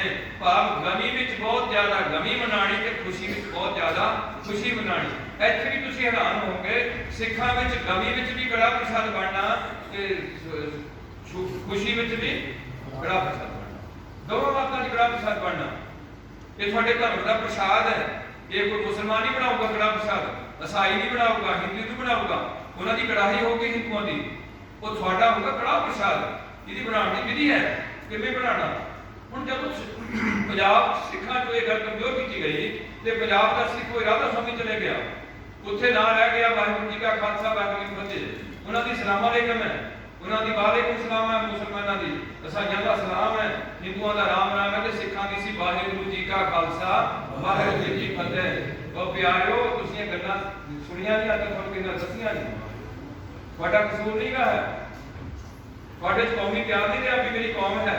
ਜਿੱਥੇ ਅਸੀਂ ਭਾਰਤੀ ਉੱਥੇ ਅਸੀਂ ਭਾਰਤੀ ਹਾਂ, ਜਿੱਥੇ ਅਸੀਂ ਪੰਜਾਬੀ ਉੱਥੇ ਅਸੀਂ ਪੰਜਾਬੀ ਹਾਂ, ਜਿੱਥੇ ਅਸੀਂ ਸਿੱਖ ਹਾਂ ਉੱਥੇ ਅਸੀਂ ਕੇਵਲ ਸ੍ਰੀ ਗੁਰੂ ਗ੍ਰੰਥ ਸਾਹਿਬ ਦੇ ਸਿੱਖ ਹਾਂ। ਇਹ ਦੁਨੀਆ ਦੀ ਪਹਿਲੀ ਕੌਮ ਹੈ ਜਿੱਥੇ ਗ੍ਰੰਥ ਨੂੰ ਗੁਰੂ ਬਣਾਇਆ ਗਿਆ। ਅੱਜ ਤੱਕ ਕਿਸੇ ਗ੍ਰੰਥ ਨੂੰ ਗੁਰੂ ਨਹੀਂ ਬਣਾਇਆ ਗਿਆ। ਇਹ ਪਹਿਲਾ ਗ੍ਰੰਥ ਹੈ ਜਿਹੜਾ ਭਾਰਤ ਤੇ ਪੰਜਾਬੀ 'ਚ ਲਿਖਿਆ ਗਿਆ। ਅੱਜ ਤੱਕ ਕੋਈ ਗ੍ਰੰਥ ਪੰਜਾਬੀ 'ਚ ਨਹੀਂ ਲਿਖਿਆ ਗਿਆ। ਪਰ ਅੱਜ ਦੁੱਖ ਹੈ, ਜਿੱਥੇ ਪੰਥ ਸ਼ੁਰੂ ਹੋਇਆ ਪੰਜਾਬ ਵਿੱਚ, ਉੱਥੇ ਅੱਜ ਪੰਜਾਬ ਵਿੱਚ ਸਿੱਖਾਂ ਦੀ ਹਾਲਤ ਬਹੁਤ ਤਰਸਯੋਗ ਹੋਈ ਹੈ। ਇਹਨਾਂ 'ਚ ਕੋਈ ਸਿੱਖੀ ਦਾ ਪਿਆਰ ਨਹੀਂ ਰਿਹਾ। ਇਹ ਘਰੋਂ ਘਰੀ ਦੁਖੀ ਹੋਏ ਪਏ ਨੇ। ਕੁੜੀਆਂ ਦੇ ਰਿਸ਼ਤੇ ਕਰਨੇ ਔਖੇ ਹੈ। ਜੇ ਕੁੜੀ ਸ਼ਰਾਬੀ ਨੂੰ ਦੇਵਾਂਗੇ ਤਾਂ ਔਖਾ ਆ, ਜੇ ਸਮੈਕ ਨੂੰ ਦੇਵਾਂਗੇ ਤਾਂ ਔਖੀ ਹੈ, ਜੇ ਨਿਰੰਕਾਰੀਆਂ ਨੂੰ ਦੇਵਾਂਗੇ ਤਾਂ ਔਖੀ ਹੈ, ਜੇ ਜੇਠੂ ਵਾਲੀਆਂ ਨੂੰ ਦੇਵਾਂਗੇ ਉਹ ਉੱਥੇ ਲੈ ਕੇ ਜਾਣਗੇ ਉਹਦੇ ਨਿਆਣਿਆਂ ਨੂੰ। ਬਹੁਤ ਕੁਝ ਸਾਨੂੰ ਸੋਚਣ ਦੀ ਲੋੜ ਹੈ ਕਿ ਅੱਗੇ ਤੁਸੀਂ ਕਿੱਧਰ ਨੂੰ ਤੁਰਨਾ, ਕਿੱਧਰ ਨਹੀਂ ਤੁਰਨਾ। ਅਗਲੀ ਬੇਨਤੀ ਹੈ ਕਿ ਉਹ ਕਹਿੰਦੇ ਨੇ ਕੜਵਾਈ ਕਰਨੀ ਜ਼ਰੂਰੀ ਨਹੀਂ, ਕਿਉਂਕਿ ਇਹ ਪਹਿਲਾ ਪੰਥ ਹੈ ਜਿੱਥੇ ਇਹ ਗੁਰੂ ਨਾਨਕ ਗਰੀਬ ਨਵਾਜ਼ ਬਣ ਕੇ ਆਇਆ। ਗਰੀਬ ਨਵਾਜ਼, ਨਿਮਾਣਿਆਂ ਦਾ ਮਾਣ, ਨਤਾਣਿਆਂ ਦਾ ਤਾਣ, ਨਿਉਟਿਆਂ ਦੀ ਓਟ, ਨਿਆਸਰਿਆਂ ਦਾ ਆਸਰਾ। ਮਾਇਆਧਾਰੀ ਵੱਲੋਂ ਇੱਜ਼ਤ ਵੀ ਕੀਤੀ ਹੈ। ਦੂਜੇ ਪਾਸੇ ਵੀ ਕਿਹਾ ਵੀ ਮਾਇਆਧਾਰੀ ਅੰਨਾ ਬੋਲਾ, ਉਹ ਅੰਨਾ ਹੋਇਆ ਹੁੰਦਾ, ਉਹ ਬੋਲਾ ਹੁੰਦਾ, ਅੰਨਾ ਹੁੰਦਾ। ਹੁਣ ਇਹ ਨਹੀਂ ਸੋਚਦਾ ਵੀ ਮੈਂ ਪੈਸਾ ਕਿੱਦਾਂ ਇਕੱਠਾ ਕਰਨਾ, ਕਿੱਦਾਂ ਨਹੀਂ ਕਰਨਾ, ਮੇਰੀ ਆਣ ਤੋਂ ਜਦ ਮੌਤ ਤੋਂ ਬਾਅਦ ਮੇਰੀ ਕਿੱਥੇ ਨੂੰ ਜਾਊਗੀ, ਕਿਵੇਂ ਸਥਿਤੀ ਹੋਊਗੀ, ਕਦੇ ਨਹੀਂ ਸੋਚਿਆ।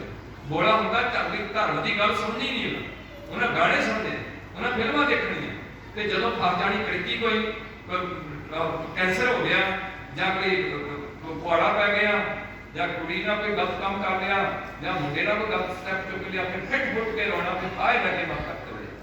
ਇਹ ਸਾਡੀ ਹੱਥ। ਇਸ ਕਰਕੇ ਮੈਂ ਬੇਨਤੀ ਕਰਦਾ ਜਾ ਰਿਹਾ ਕਿ ਕੜਵਾਈ ਦੀ ਰਸਮ ਜ਼ਰੂਰੀ ਨਹੀਂ ਲਿਖਿਆ ਸਾਨੂੰ, ਉਹਦੇ ਤੇ ਜਿਹੜਾ ਪੈਸਾ ਖਰਚਣਾ ਉਹ ਅਸੀਂ ਪੈਸਾ ਬਚਾਉਣਾ ਹੈ। ਜੇ ਕਰਨੀ ਹੋਵੇ ਤਾਂ ਲੜਕੀ ਵਾਲੇ ਕਿਸੇ ਦਿਨ ਸੰਗਤ ਜੋੜ ਕੇ ਸ੍ਰੀ ਗੁਰੂ ਗ੍ਰੰਥ ਸਾਹਿਬ ਜੀ ਦੀ ਹਜ਼ੂਰ ਅਰਦਾਸਾ ਸੋਧ ਕੇ ਇੱਕ ਕਿਰਪਾਨ ਲਿਖੇ, ਇੱਕ ਕਿਰਪਾਨ ਕੜਾ ਸੋਨੇ ਦਾ ਨਹੀਂ ਲੋਹੇ, ਗਰੀਬ ਤੋਂ ਗਰੀਬ ਬੰਦਾ ਪਾਊਗਾ ਕੜਾ, ਤੇ ਕੁਝ ਮਿੱਠਾ ਲੜਕੇ ਦੇ ਪੱਲੇ ਪਾ ਦੇਣਾ। ਆਹ ਜੇ ਕਲਵਾਈ ਦੇ ਕਰਨੀ ਹੋਵੇ, ਇੱਥੇ ਪਹਿਲਾਂ ਠਾਕੇ ਲੱਗਦੇ ਨੇ, ਫਿਰ ਸ਼ਗਨ ਪੈਂਦੇ ਨੇ, ਇੱਕ ਘਰਿਆਣਾ ਜੰਮਿਆ ਹੁੰਦਾ ਤੇ ਪੈਸਾ ਨਾਲੇ ਲੈ ਲੈਣੇ, ਕੋਈ ਕਿਸੇ ਨਾਲ ਨਾਂਜਾ ਨਾਲ ਬਿਊਟੀ ਪਾਰਲਰ ਵਾਲਿਆਂ ਨਾਲ ਲੈ ਲੈਣਾ, ਕੋਈ ਹੋਰ ਲੈ ਲੈਣੇ ਨੇ, ਤੇ ਲਹਿੰਗੇ ਵਾਲਿਆਂ ਨੇ 24-25-30,000 ਰੁਪਇਆ ਲੈ ਲੈਣਾ, ਮੁੜ ਕੇ ਕਰਜ਼ੇ ਥੱਲੇ ਦੱਬੇ ਹੋਣਾ, ਤੇ ਟੌਰ ਟੂਰਿਆਂ ਦੀ ਬਾਣੀ ਦੇ ਅਮੀਰ ਤੋਂ ਅਮੀਰ ਲੋਕ ਬੈਠੇ ਨੇ ਤੇ ਗਰੀਬ ਤੋਂ ਗਰੀਬ ਲੋਕ। ਇਸ ਕਰਕੇ ਤੁਸੀਂ ਦੇਖੋ ਆਲੇ ਦੁਆਲੇ ਕਿ ਤੁਸੀਂ ਕਿੱਥੇ ਖੜੇ। ਜੇ ਤੁਹਾਡੇ ਕੋਲ ਕੋਈ 2 ਲੱਖ ਰੁਪਇਆ ਹੈਗਾ ਤੇ ਤੁਸੀਂ ਮਾਰਕੀਟ ਵਿੱਚ ਮਸਾ 50,000 ਰੁਪਇਆ ਲਿਆਓ, ਲੱਖ 1.5 ਲੱਖ ਰੁਪਇਆ ਆਪਣੇ ਕੋਲ ਜਮ੍ਹਾਂ ਰੱਖੋ। ਪਰ ਮੁਸ਼ਕਿਲ ਇਹ ਹੈ ਜਿਹੜੀ ਸਾਡੀ ਸਿੱਖ ਕੌਮ ਹੈ, ਖਾਸ ਕਰਕੇ ਜੱਟ ਬਰਾਦਰੀ ਜਿਹੜੀ ਹੈ, ਜੇ ਇਹਨਾਂ ਕੋਲ ਲੱਖ ਰੁਪਇਆ ਹੋਵੇ ਤੇ 10 ਲੱਖ ਲੋਕਾਂ ਦੀ ਸੋਚ ਕਰਦੇ ਵੀ ਮੈਂ ਆਹ ਕਰਨਾ, ਅਗਰ ਥੋੜੀ ਹੈ ਤੇ ਆਕੜ ਜ਼ਿਆਦਾ ਹੋਈ ਥੱਲੇ ਲੱਗੇ ਪਏ ਆਏ ਜਾਂਦੇ ਨੇ। ਕਰਨੀ ਹੋਵੇ ਤਾਂ ਲੜਕੀ ਵਾਲੇ ਸੰਗ ਜੋੜ ਕੇ ਆ ਮਿੱਠਾ ਕਿਰਪਾਨ ਪਾ ਦੇਣ, ਆਨੰਦ ਦਾ ਦਿਨ ਮੁਕਰ ਕਰਨ ਲੱਗਿਆ। ਕੋਈ ਫਿਰ ਵਾਰ ਜਿਹੜੀ ਬਾਹਮਣ ਬਾਚਦਾ ਸੀ, ਸ਼ਗਨ ਵਿਚਾਰਦੇ ਸੀ, ਸ਼ਗਨ ਤੇ ਆਪ ਸ਼ਗਨ ਸੋਚਦੇ ਸੀ, ਘੋੜਾ ਕਿਉਂ ਖੋਤਾ ਨਹੀਂ ਲੱਗਣਾ ਚਾਹੀਦਾ, ਨਿਸ਼ ਨਹੀਂ ਹੋਣੀ ਚਾਹੀਦੀ, ਦਿਨ ਵੀਰਵਾਰ ਨਹੀਂ ਹੋਣਾ ਚਾਹੀਦਾ, ਮੰਗਲਵਾਰ ਨਹੀਂ ਹੋਣਾ ਚਾਹੀਦਾ, ਧਰਤੀ ਸੁੱਤੀ ਨਹੀਂ ਜਾਗਦੀ ਹੋਣੀ ਚਾਹੀਦੀ ਹੈ, ਤਾਰਾ ਚੜਿਆ ਹੋਣਾ ਚਾਹੀਦਾ। ਇਹ ਸਾਰੀਆਂ ਗੱਲਾਂ ਬਾਹਮਣ ਵਿਆਹ ਤੋਂ ਪਹਿਲਾਂ ਸਾਰੀਆਂ ਸੋਚਦਾ। ਮੁਸ਼ਕਲ ਇਹ ਸੀ ਬਾਹਮਣ ਇੱਕ ਸੀ ਵਿਆਹ ਕਰਨ ਵਾਲਾ, ਤੇ ਲੋਕ ਬਹੁਤ ਸੋਚਦੇ ਨੇ ਵਿਆਹ ਕਰਨੇ ਸਨ, ਉਹਨਾਂ ਦੇਖਣਾ ਵੀ ਕਿਤੇ ਦੇ 5-4 ਵਿਆਹ ਨਾ ਹੋ ਜਾਣ, ਮੇਰਾ ਕੰਮ ਨਹੀਂ ਚੱਲਣਾ, ਉਹਨਾਂ ਕੋਈ ਨਾ ਕੋਈ ਬਹਾਨਾ ਬਣਾ ਦੇਣਾ ਵੀ ਇਹਦਾ ਲਗਨ ਨਹੀਂ ਠੀਕ ਬਣਦਾ, ਇਹਦਾ ਆਹ ਨਹੀਂ ਠੀਕ ਬਣਦਾ। ਹੁਣ ਰਾਮਚੰਦਰ ਦਾ ਲਗਨ ਸੋਧਿਆ ਗਿਆ ਤੇ ਸੀਤਾ ਨੂੰ ਰਾਵਣ ਚੁੱਕ ਕੇ ਲੈ ਜਾਂਦਾ ਹੈ। ਤੁਹਾਨੂੰ ਇਹਨਾਂ ਗੱਲਾਂ ਚੋਂ ਕੱਢਿਆ ਸੀ, ਤੁਸੀਂ ਫਿਰ ਉਧਰ ਨੂੰ ਮੂੰਹ ਚੁੱਕਿਆ ਵਾ, ਉਹਨਾਂ ਗੱਲਾਂ ਵੱਲ ਜਾਣ ਡਏ। ਗੁਰੂ ਪਾਤਸ਼ਾਹ ਮਿਹਰ ਕਰਨ, ਆਨੰਦਾ ਮੁਕਰ ਦਿਨ ਮੁਕਰ ਕਰਨ ਲਾ। ਕੋਈ ਫਿਰ ਵਾਰ ਚੰਗੇ ਬੰਦੇ ਦਿਨ ਦੀ ਖੋਜ ਕਰ ਲਈ, ਪੱਤਰੀ ਬਾਚਣਾ ਮਨ ਮਤ ਹੈ ਨਹੀਂ ਬਾਚਣੀ। ਕੋਈ ਦਿਨ ਜੋ ਦੋਹਾਂ ਧਿਰਾਂ ਨੂੰ ਜਿਹਦਾ ਆਪਸ ਵਿੱਚ ਅੱਜ ਚੰਗਾ ਲੱਗਿਆ, ਸਲਾਹ ਕਰਕੇ ਚੰਗਾ ਦਿਸੇ ਨਿਯਤ ਕਰ ਲੈਣਾ। ਇਹ ਗੱਲ ਕੁਦਰਤੀ ਹੈ ਕਿ ਕਿਸੇ ਵੀ ਬੰਦੇ ਨੂੰ ਘੜੀ ਦਾ ਸਾਨੂੰ ਨਹੀਂ ਪਤਾ ਕਿ ਆਉਣ ਵਾਲੀ ਘੜੀ ਕਿੱਦਾਂ ਦੀ ਆਣੀ ਹੈ, ਕਿਸੇ ਨੂੰ ਨਹੀਂ ਪਤਾ। ਜਿਹੜੀ ਲੰਘ ਰਹੀ ਹੈ ਉਹ ਸਾਡੇ ਕੋਲ ਆ ਰਹੀ ਹੈ, ਜਿਹੜੀ ਆਣੀ ਹੈ ਉਹ ਮੈਨੂੰ ਵੀ ਨਹੀਂ ਪਤਾ ਵੀ ਘੜੀ ਮੇਰੇ ਤੇ ਕਿੱਦਾਂ ਦੀ ਆਣੀ, ਤੁਹਾਡੇ ਤੇ ਕਿੱਦਾਂ ਦੀ ਆਣੀ। ਇਸ ਕਰਕੇ ਸਾਨੂੰ ਬੜਾ ਸੋਚ ਕੇ ਪੈਰ ਚੁੱਕਣਾ ਚਾਹੀਦਾ, ਨਿਯਤ ਕਰ ਲੈਣਾ।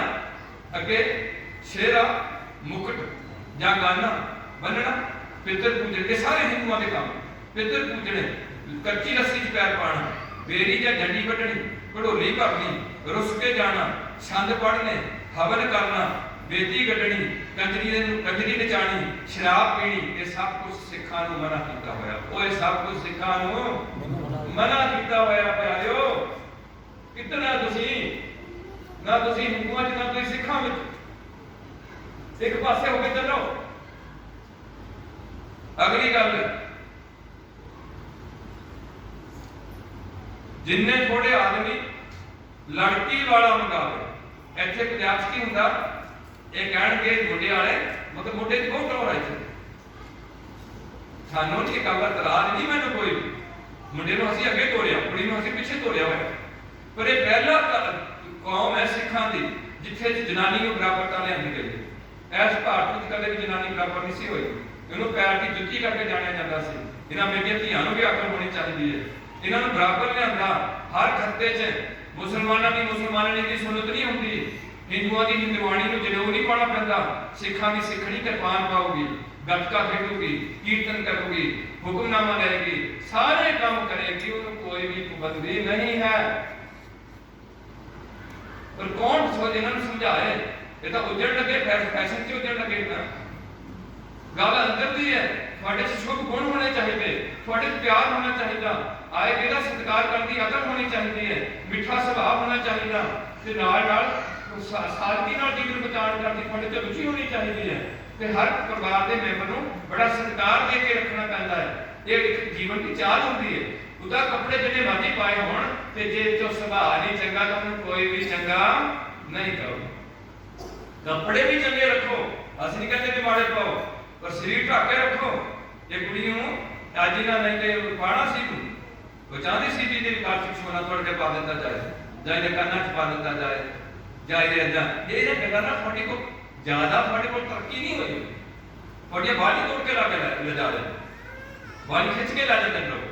ਸੋ ਮੈਂ ਦੂਰ ਨਹੀਂ ਜਾਣਾ, ਮੇਰਾ ਅਗਲੇ ਪਾਸੇ ਝੁਕਾ ਆ। ਥੋੜੇ ਆਦਮੀ ਲੜਕੀ ਵਾਲਾ ਮੰਗਾਵੇ, ਉਹਨੇ ਨਾਲ ਲੈ ਕੇ ਲੜਕਾ ਸਹੁਰੇ ਘਰ ਜਾਵੇ, ਦੋਹੀਂ ਪਾਸੀ ਕੁਰਬਾਨੀ ਦੇ ਸ਼ਬਦ ਗਾਏ ਜਾਣ, ਤੁਹਾਡੀ ਮਿਲਣੀ ਨਹੀਂ ਹੋਣੀ।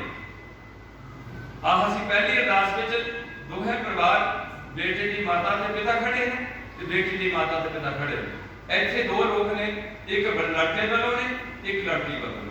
ਜਿਹੜੇ ਲੜਕੀ ਵੱਲੋਂ ਨੇ ਉਹਨਾਂ ਨੂੰ ਲੜਕੀ ਦੇ ਪਿਓ ਦਾ ਤੇ ਮਾਂ ਦਾ ਪਤਾ, ਲੜਕੀ ਵਾਲਿਆਂ ਨੂੰ ਲੜਕੇ ਦੇ ਪਿਓ ਤੇ ਮਾਂ ਦਾ ਪਤਾ, ਤੇ ਜਿਹੜੇ ਲੜਕੇ ਵਾਲੇ ਨੇ ਉਹਨਾਂ ਨੂੰ ਲੜਕੇ ਦੇ ਪਿਓ ਤੇ ਲੜਕੇ ਦੀ ਮਾਂ ਦਾ ਪਤਾ। ਹੁਣ ਅਸੀਂ ਦੋਵਾਂ ਦੀ ਸਾਂਝੀ ਕਰ ਦਿੱਤੀ ਕਿ ਉਹ ਦੇਖ ਲੈਣਗੇ ਲੜਕੀ ਵਾਲੇ ਵੀ ਆਹ ਲੜਕੇ ਦਾ ਪਿਓ ਹੈ ਤੇ ਉਹਦੀ ਮਾਂ ਹੈ, ਤੇ ਲੜਕੀ ਵਾਲੇ ਦੇਖ ਲੈਣਗੇ ਵੀ ਆਹ ਮੁੰਡੇ ਦਾ ਪਿਓ ਹੈ ਤੇ ਆਹ ਉਹਦੀ ਮਾਂ ਹੈ, ਬੇਟੀ ਦੀ ਸੱਸ ਬਣੀ ਐਨੀ ਜਾਣਕਾਰੀ ਹੋਈ, ਮੇਰੀ ਹੋ ਗਈ ਵੱਡੀ। ਮਤਲਬ ਇਹਨਾਂ ਚੀਜ਼ਾਂ ਦੇ ਤੁਸੀਂ ਕੰਬਲ ਫੂਕਦੇ ਆ, ਸੋਨਾ ਫੂਕਦੇ ਆ, ਫਿਰ ਤੁਹਾਡੀ ਕੁੜੀ ਛੱਡੀ ਜਾਂਦੀ। ਮੈਂ ਤਾਂ ਦੁੱਖੇ ਨਾ ਗੱਲਾਂ ਦਾ, ਫਿਰ ਤੁਸੀਂ ਮੁੜ ਕੇ ਪੁੱਠੇ ਪਾਸੇ ਤੁਰੇ ਹੁੰਦੇ ਆ, ਫਿਰ ਤੁਸੀਂ 2 ਮਹੀਨੇ ਨਹੀਂ ਕੱਢਦੇ। ਅੱਜ ਤੁਹਾਡੀ ਹਾਲਤ ਹੋ ਚੁੱਕੀ ਹੈ ਲੋਕੋ। ਅਗਲੀ ਬੇਨਤੀ ਹੈ ਕਿ ਜੋ ਉਤਨੇ ਨਾਲ ਲੈ ਕੇ ਲੜਕਾ ਸਹੁਰੇ ਘਰ ਜਾਵੇ, ਦੋਹੀਂ ਪਾਸੀ ਗੁਰਬਾਣੀ ਦੇ ਸ਼ਬਦ ਗਾਏ ਜਾਣ। ਇੱਧਰ ਕੁੜੀ ਵਾਲੇ ਕਹਿੰਦੇ ਨੇ ਗੁਰਬਾਣੀ ਵਿੱਚ, ਤੂੰ ਘਰ ਆ ਸੱਜਣਾ, ਹੁਣ ਦੇਖਾਂ ਦਰਸ਼ਨ ਤੇਰਾ ਰਾਹ। ਉਹ ਵੀ ਨਾ ਸਤਨਾਮ ਵਾਹਿਗੁਰੂ ਕਰਦੇ ਆਂਦੇ, ਭੰਗੜਾ ਪਾਉਂਦੇ ਨਹੀਂ ਆਦੇ, ਮੁੱਛਾਂ ਨੂੰ ਲਾ ਦੇ ਕੇ ਸ਼ਰਾਬ ਪੀ ਕੇ ਨਹੀਂ ਆਏ, ਉਹ ਬਾਣੀ ਪੜ੍ਹਦੇ ਆਏ ਵੀ ਪਤਾ ਨਹੀਂ ਕਿੱਦਾਂ ਦਾ ਸਮਾਂ ਜਾਣਾ, ਪਤਾ ਨਹੀਂ ਘੜੀ ਕਿੱਦਾਂ ਦੀ ਆਣੀ। ਤੇ ਗੁਰੂ ਦਾ ਪੱਖ ਰੱਖੀਏ, ਗੁਰੂ ਨੂੰ ਆਪਣੇ ਹੱਥੋਂ ਨਾ ਛੱਡੀਏ। ਗੁਰੂ ਲੋਕ ਪਰਲੋਕ ਦਾ ਸਹਾਇਕ ਹੈ। ਇਸ ਤਰੀਕੇ ਨਾਲ ਤੁਸੀਂ ਪਾਸੇ ਆਣਾ। ਇਹ ਨਹੀਂ ਕਹਿਣਾ ਕੁੜੀ ਵਾਲਿਆਂ ਨਾਲ ਤੂੰ ਘਰ ਆ ਸੱਜਣਾ, ਹੁਣ ਦੇਖਾਂ ਦਰਸ਼ਨ ਤੇਰਾ ਰਾਮ, ਤੇ ਮੁੰਡੇ ਵਾਲਿਆਂ ਨੇ ਵੀ ਸ਼ਬਦ ਪੜ੍ਹਨੇ। ਉਹ ਨਹੀਂ ਕਹਿਣਾ ਆਏ ਮਿਲ ਗੁਰਸਿੱਖ, ਆਏ ਮਿਲ ਤੂੰ ਮੇਰੇ ਗੁਰੂ ਕੇ ਪਿਆਰੇ। ਉਹ ਅਸੀਂ ਮਿਲ ਲੱਗੇ ਦੋਏ ਪਾਸੇ, ਪਿਆਰ ਹੋਣਾ ਚਾਹੀਦਾ। ਸਾਡਾ ਗੁਰੂ ਇੱਕ ਹੈ ਸਾਰਾ। ਇਸ ਕਰਕੇ ਬੜੀ ਵੱਡੀ ਗੱਲ ਰੱਖੀ ਸੀ। ਰਾਜੇ ਮੇਰੀ ਕੌਮ ਗੁੰਮਰਾਹ ਹੋ ਚੁੱਕੀ ਹੈ। ਹੁਣ ਅਗਲੀ ਬੇਨਤੀ ਹੈ ਗੁਰਬਾਣੀ ਦੇ ਸ਼ਬਦ ਗਾਏ ਜਾਣ, ਫਿਰ ਉਹ ਤੋਂ ਬਾਅਦ ਕਹਿ ਦੇਣਾ ਵਾਹਿਗੁਰੂ ਜੀ ਕਾ ਖਾਲਸਾ, ਕੋਈ ਹੋਰ ਕੁਝ ਨਹੀਂ। ਇਹ ਹੋ ਗਈ ਮਿਲਣੀ, ਆ ਮਿਲਣੀ ਹੋ ਗਈ ਤੁਹਾਡੀ। ਉਸ ਤੋਂ ਬਾਅਦ ਉਹਨੇ ਲਿਖਿਆ ਵਿਆਹ ਵੇਲੇ ਸ੍ਰੀ ਗੁਰੂ ਗ੍ਰੰਥ ਸਾਹਿਬ ਜੀ ਦੇ ਹਜ਼ੂਰ ਦੀਵਾਨ ਲੱਗੇ, ਜਿਵੇਂ ਦੀਵਾਨ ਲੱਗਿਆ ਸੀ, ਸੰਗਤ ਦਾ ਰਾਗੀ ਕੀਰਤਨ ਕਰਨ। ਫਿਰ ਲੜਕੀ ਤੇ ਲੜਕਾ ਸ੍ਰੀ ਗੁਰੂ ਗ੍ਰੰਥ ਸਾਹਿਬ ਦੇ ਹਜ਼ੂਰ ਬਿਠਾਏ ਜਾਣ। ਲੜਕੀ ਲੜਕੇ ਦੇ ਖੱਬੇ ਪਾਸੇ, ਲੜਕੀ ਲੜਕੇ ਦੇ ਖੱਬੇ ਪਾਸੇ, ਸੱਜੇ ਪਾਸੇ ਨਹੀਂ ਬੈਠੋਗੇ, ਖੱਬੇ ਪਾਸੇ ਦਿਲ ਹੁੰਦਾ ਬੰਦੇ ਦਾ। ਉਹਨਾਂ ਦਾ ਰੰਗੜੀ ਬਣਨਾ, ਅੱਧਾ ਹਿੱਸਾ ਬਣਨਾ ਮੁੰਡੇ ਦਾ, ਅਰਧਾ ਗਣੀ ਉਹਨੂੰ ਕਹਿਣਾ। ਜੇ ਮੁੰਡਾ ਹੌਲਦਾਰ ਹੈ ਤੇ ਕੁੜੀ ਘਰੇ ਬੈਠੀ ਹੌਲਦਾਰ ਨਹੀਂ ਬਣਦੀ, ਜੇ ਸਰਪੰਚ ਹੈ ਤਾਂ ਸਰਪੰਚ ਨਹੀਂ ਬਣਦੀ, ਜੇ ਸੂਬੇਦਾਰ ਤਾਂ ਸੂਬੇਦਾਰ ਨਹੀਂ ਬਣਦੀ। ਮਤਲਬ ਅੱਧਾ ਹਿੱਸਾ ਬਣਨਾ ਉਹਨਾਂ। ਹੁਣ ਕਹਿੰਦੇ ਨੇ ਸ੍ਰੀ ਗੁਰੂ ਗ੍ਰੰਥ ਸਾਹਿਬ ਜੀ ਦੇ ਹਜ਼ੂਰ ਦੀਵਾਨ ਲੱਗੇ, ਸੰਗਤ ਦਾ ਰਾਗੀ ਕੀਰਤਨ ਕਰ, ਲੜਕੀ ਲੜਕੇ ਦੇ ਖੱਬੇ ਪਾਸੇ ਬਿਠਾਏ ਜਾਣ। ਉਸ ਤੋਂ ਬਾਅਦ ਸੰਗਤ ਦੀ ਆਗਿਆ ਲੈ ਕੇ ਆਨੰਦ ਭਰਾਉਣ ਵਾਲਾ ਸਿੱਖ, ਚਾਹੇ ਇਸਤਰੀ ਹੈ ਚਾਹੇ ਮਰਦ ਹੈ, ਲੜਕੇ ਲੜਕੀ ਦੇ ਉਹਨਾਂ ਦੇ ਮਾਪਿਆਂ ਜਾਂ ਸਰਬਰਾਹਾਂ ਨੂੰ ਖੜਾ ਕਰਕੇ ਆਨੰਦ ਦੇ ਰੱਬ ਦਾ ਅਰਦਾਸਾ ਸੋਦੇ ਉਹਨੇ ਨਿਯਮ ਖੜੇ ਕਰਦੇ। ਫਿਰ ਉਹ ਲੜਕੇ ਲੜਕੀ ਨੂੰ ਗੁਰਮਤਿ ਅਨੁਸਾਰ ਗ੍ਰਸਤ ਦੀ ਧਰਮ ਦੇ ਫਰਜ਼ਾਂ ਦਾ ਉਪਦੇਸ਼ ਕਰੇ। ਪਹਿਲਾਂ ਦੋਹਾਂ ਨੂੰ ਸਾਂਝਾ ਉਪਦੇਸ਼ ਕਰਨਾ ਕੁੜੀ ਮੁੰਡੇ ਨੂੰ, ਉਹ ਗ੍ਰੰਥੀ ਸਿੰਘ ਨੇ ਉਹ ਕਰਨਾ। ਇਸ ਵਿੱਚ ਸੂਹੀ ਰਾਗ ਦੀਆਂ ਲਾਵਾਂ ਦੇ ਭਾਵ ਅਨੁਸਾਰ ਜਿਹੜੀਆਂ ਆਪਾਂ ਪੜੀਆਂ ਹਰ ਪਹਿਲੀ ਲਾਮ ਜਾਂ ਦੂਸਰੀ ਤੀਸਰੀ, ਉਹਨਾਂ ਦੇ ਭਾਵ ਅਨੁਸਾਰ ਉਹਨਾਂ ਦੇ ਅਰਥ ਜਿਹੜੇ ਬਣਦੇ ਨੇ, ਉਸ ਅਨੁਸਾਰ ਪਤੀ ਪਤਨੀ ਦੇ ਸੰਬੰਧ ਨੂੰ ਜੀਵ ਕੇ ਪ੍ਰਮਾਤਮਾ ਦੇ ਪਿਆਰ ਦੇ ਮਹੀਨੇ ਤੇ ਢਾਲਣ ਦੀ ਵਿਧੀ ਦੱਸਣੀ ਕਿ ਤੁਸੀਂ ਅੱਜ ਤੋਂ ਦੋਹਾਂ ਨਾਲ ਇਕੱਠੇ ਰਹਿਣਾ। ਅਸੀਂ ਸਾਰੇ ਗਵਾਹ ਹਾਂ ਜਿੱਥੇ ਬੈਠੇ, ਅਸੀਂ ਬਹੁਤੇ ਖਾਣ ਨਹੀਂ ਆਏ, ਅਸੀਂ ਇਹਨਾਂ ਦੀ ਗਵਾਹੀ ਭਰਨ ਆਏ ਹਾਂ। ਤੇ ਜਦ ਬੈਠੇ ਨੇ ਸਾਡੇ ਕੋਲ ਸ੍ਰੀ ਗੁਰੂ ਗ੍ਰੰਥ ਸਾਹਿਬ ਜੀ, ਉਹਨਾਂ ਦੀ ਹਜ਼ੂਰੀ 'ਚ ਅਸੀਂ ਅਰਦਾਸ ਕਰਦੇ ਹਾਂ। ਅਸੀਂ ਸਾਰੇ ਬੈਠੇ ਹਾਂ ਕਿ ਅੱਜ ਤੋਂ ਬਾਅਦ ਇਹ ਕੁੜੀ ਤੇ ਮੁੰਡਾ ਭਾਰਤ ਵਿੱਚ ਜਾਂ ਕੈਨੇਡਾ ਜਾਣਾ ਚਾਹਣ ਤੇ ਕੋਈ ਵੀ ਸਮਾਜ ਦਾ ਬੰਦਾ ਇਹਨਾਂ ਨੂੰ ਚੈਲੰਜ ਨਹੀਂ ਕਰ ਸਕਦਾ। ਅਸੀਂ ਸਾਰੇ ਵਿੱਚ ਬੈਠੇ ਹਾਂ। ਇਸੇ ਕਰਕੇ ਅੱਜ ਇਹ ਫੋਟੋ ਵਾਲੇ ਖੜੇ ਨੇ, ਹੋਰ ਇਹਨਾਂ ਦੀ ਕੋਈ ਬਹੁਤੀ ਸ਼ੋ ਨਹੀਂ ਹੈ। ਇਹ ਤੁਹਾਡਾ ਸਬੂਤ ਬਣਾਉਣ ਦੇ ਨੇ ਕਿ ਇੰਨੇ ਬੰਦਿਆਂ ਦੇ ਵਿੱਚ ਬੈਠ ਕੇ ਅਰਦਾਸ ਹੋ ਕੇ ਮੁੰਡੇ ਕੁੜੀ ਦਾ ਪੱਲਾ ਫੜਾ ਕੇ ਇਹਨਾਂ ਦੀ ਰਸਮ ਪੂਰੀ ਹੋ ਜਾਵੇ। ਇਹ ਸਬੂਤ ਹੋ ਜਾਂਦਾ। ਹੁਣ ਇਹਨਾਂ ਨੂੰ ਦੱਸਿਆ ਜਾ ਰਿਹਾ ਕਿ ਪਤੀ ਪਤਨੀ ਦੇ ਸੰਬੰਧ ਨੂੰ ਜੀਵ ਕੇ ਪ੍ਰਮਾਤਮਾ ਦੇ ਪਿਆਰ ਦੇ ਮੁੰਡੇ ਉੱਤੇ ਢਾਲਣ ਦੀ ਵਿਧੀ ਦੱਸੇ। ਭਾਈ ਤੁਸੀਂ ਦੋਹਾਂ ਨਾਲ ਗ੍ਰਸਤ ਵਿੱਚ ਵੀ ਰਹਿਣਾ ਤੇ ਦੋਹਾਂ ਦਾ ਸਾਂਝਾ ਮਾਲਕ ਹੈਗਾ ਪ੍ਰਮਾਤਮਾ ਵਾਹਿਗੁਰੂ, ਜਿਹਨੇ ਹਵਾ ਦਿੱਤੀ ਹੈ, ਪਾਣੀ ਦਿੱਤਾ, ਤੁਹਾਨੂੰ ਅੱਖਾਂ ਦਿੱਤੀਆਂ, ਲੱਤਾਂ ਦਿੱਤੀਆਂ, ਚੰਗਾ ਪਰਿਵਾਰ ਦਿੱਤਾ, ਚੰਗੀ ਸੋਚ ਦਿੱਤੀ ਹੈ, ਉਹਦੇ ਨਾਲ ਜੁੜ ਕੇ ਰਹਿਣਾ। ਉਹ ਤੋਂ ਥੱਲੇ ਸ੍ਰੀ ਗੁਰੂ ਗ੍ਰੰਥ ਸਾਹਿਬ ਨੂੰ ਗਿਆਨ ਦਾ ਦਾਤਾ ਸਮਝਣਾ, ਹੋਰ ਕਿਸੇ ਬਾਬੇ ਦੇ ਡੇਰੇ ਤੇ ਨਹੀਂ ਜਾਣਾ, ਹੋਰ ਕਿਸੇ ਕਬਰ ਤੇ ਨਹੀਂ ਜਾਣਾ, ਕਿਸੇ ਜਠੇਰੇ ਕੋਲ ਨਹੀਂ ਜਾਣਾ। ਉਹ ਨਹੀਂ ਜਿਹੜੇ ਜਠੇਰੇ ਪੂਜਦੇ ਨੇ ਉਹ ਨਹੀਂ ਤੁਸੀਂ ਪੂਜਣੇ, ਪਰ ਤੁਸੀਂ ਇੱਕ ਦੀ ਪੂਜਾ ਕਰਨੀ, ਪੂਜਾ ਅਕਾਲ ਦੀ, ਪਰਚਾ ਸ਼ਬਦ ਦਾ। ਤੁਹਾਨੂੰ ਕੱਢ ਕੇ ਲੈਂਚ ਲਿਆਂਦਾ, ਪਰ ਅੱਜ ਬਹੁਤ ਮੁਸ਼ਕਿਲ ਹੋ ਗਈ ਹੈ।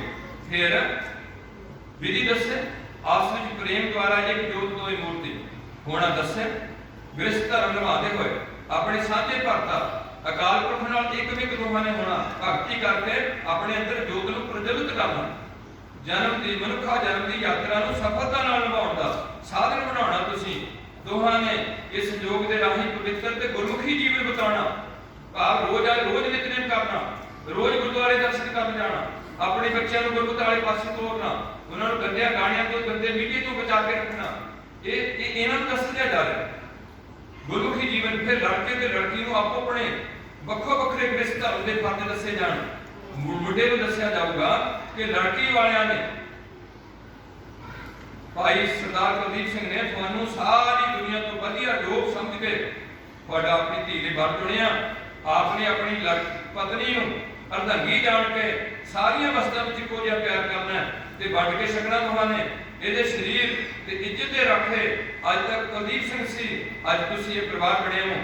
ਤੇ ਅੱਜ ਇਸਤਰੀ ਧਰਮ ਵਿੱਚ, ਇਸਤਰੀ ਵਰਤ ਵਿੱਚ ਪੱਕੇ ਰਹਿਣਾ, ਇਹ ਜਿਹੜੀ ਵਰਡ ਹੈ ਇਸਤਰੀ ਵਰਤ ਵਿੱਚ ਪੱਕੇ ਰਹਿਣ ਦਾ ਮਤਲਬ ਹੈ ਕਿ ਅੱਜ ਤੋਂ ਬਾਅਦ ਇਸ ਲੜਕੀ ਵਾਸਤੇ ਪਤੀ ਹੈ ਤੇ ਲੜਕੇ ਵਾਸਤੇ ਪਤਨੀ ਹੈ। ਇਸ ਲੜਕੇ ਵਾਸਤੇ ਬਾਕੀ ਇਸ ਦੀਆਂ ਜਿਹੜੀਆਂ ਮਾਵਾਂ ਤੇ ਭੈਣਾਂ ਧੀਆਂ ਹੋਣਗੀਆਂ, ਇਸ ਲੜਕੀ ਵਾਸਤੇ ਬਾਕੀ ਦੁਨੀਆ ਦੇ ਵਰਤ ਜਿਹੜੇ ਹੋਣਗੇ ਪਿਓ ਤੇ ਭਰਾ ਤੇ ਪੁੱਤਰ ਹੋਣਗੇ। ਆਪੋ ਜੀ ਨਾਲ ਸੰਬੰਧ ਜੁੜਿਆ, ਗ੍ਰਸਥ ਵਿੱਚ ਪ੍ਰਵੇਸ਼ ਲਿਆ। ਇਹ ਇਹਨਾਂ ਦੀ ਪਾਬੰਦੀ ਗੁਰੂ ਘਰ ਵਿੱਚੋਂ ਲੱਗ ਰਹੀ ਹੈ। ਇਹਦੇ ਅੱਗੇ ਇਹਦੇ ਮਾਤਾ ਪਿਤਾ ਤੇ ਸੰਬੰਧੀਆਂ ਆਪਣੇ ਮਾਤਾ ਪਿਤਾ ਤੇ ਸੰਬੰਧੀਆਂ ਦੇ ਤੋਂ ਲਾਭ ਦੇਣਾ, ਇਹ ਮੁੰਡੇ ਨੂੰ ਦੱਸ ਦਿੱਤਾ। ਹੁਣ ਕੁੜੀ ਨੂੰ ਦੱਸਿਆ ਜਾ ਰਿਹਾ ਸ੍ਰੀ ਗੁਰੂ ਗ੍ਰੰਥ ਸਾਹਿਬ ਦੇ ਸੰਗਤ ਦੇ ਹਜ਼ੂਰ ਇਸ ਸੱਜਣ ਦੇ ਲੜ ਲਾਇਆ ਜਾਂਦਾ। ਅੱਜ ਤੋਂ ਇਹਨਾਂ ਦੇ ਨਿਰਮਲ ਭਾਵ ਵਿੱਚ ਰਹਿਣਾ, ਇਹਨਾਂ ਦਾ ਡਰ ਵੀ ਰੱਖਣਾ ਤੇ ਪਤੀ ਪਰਮੇਸ਼ਰ ਹੈ।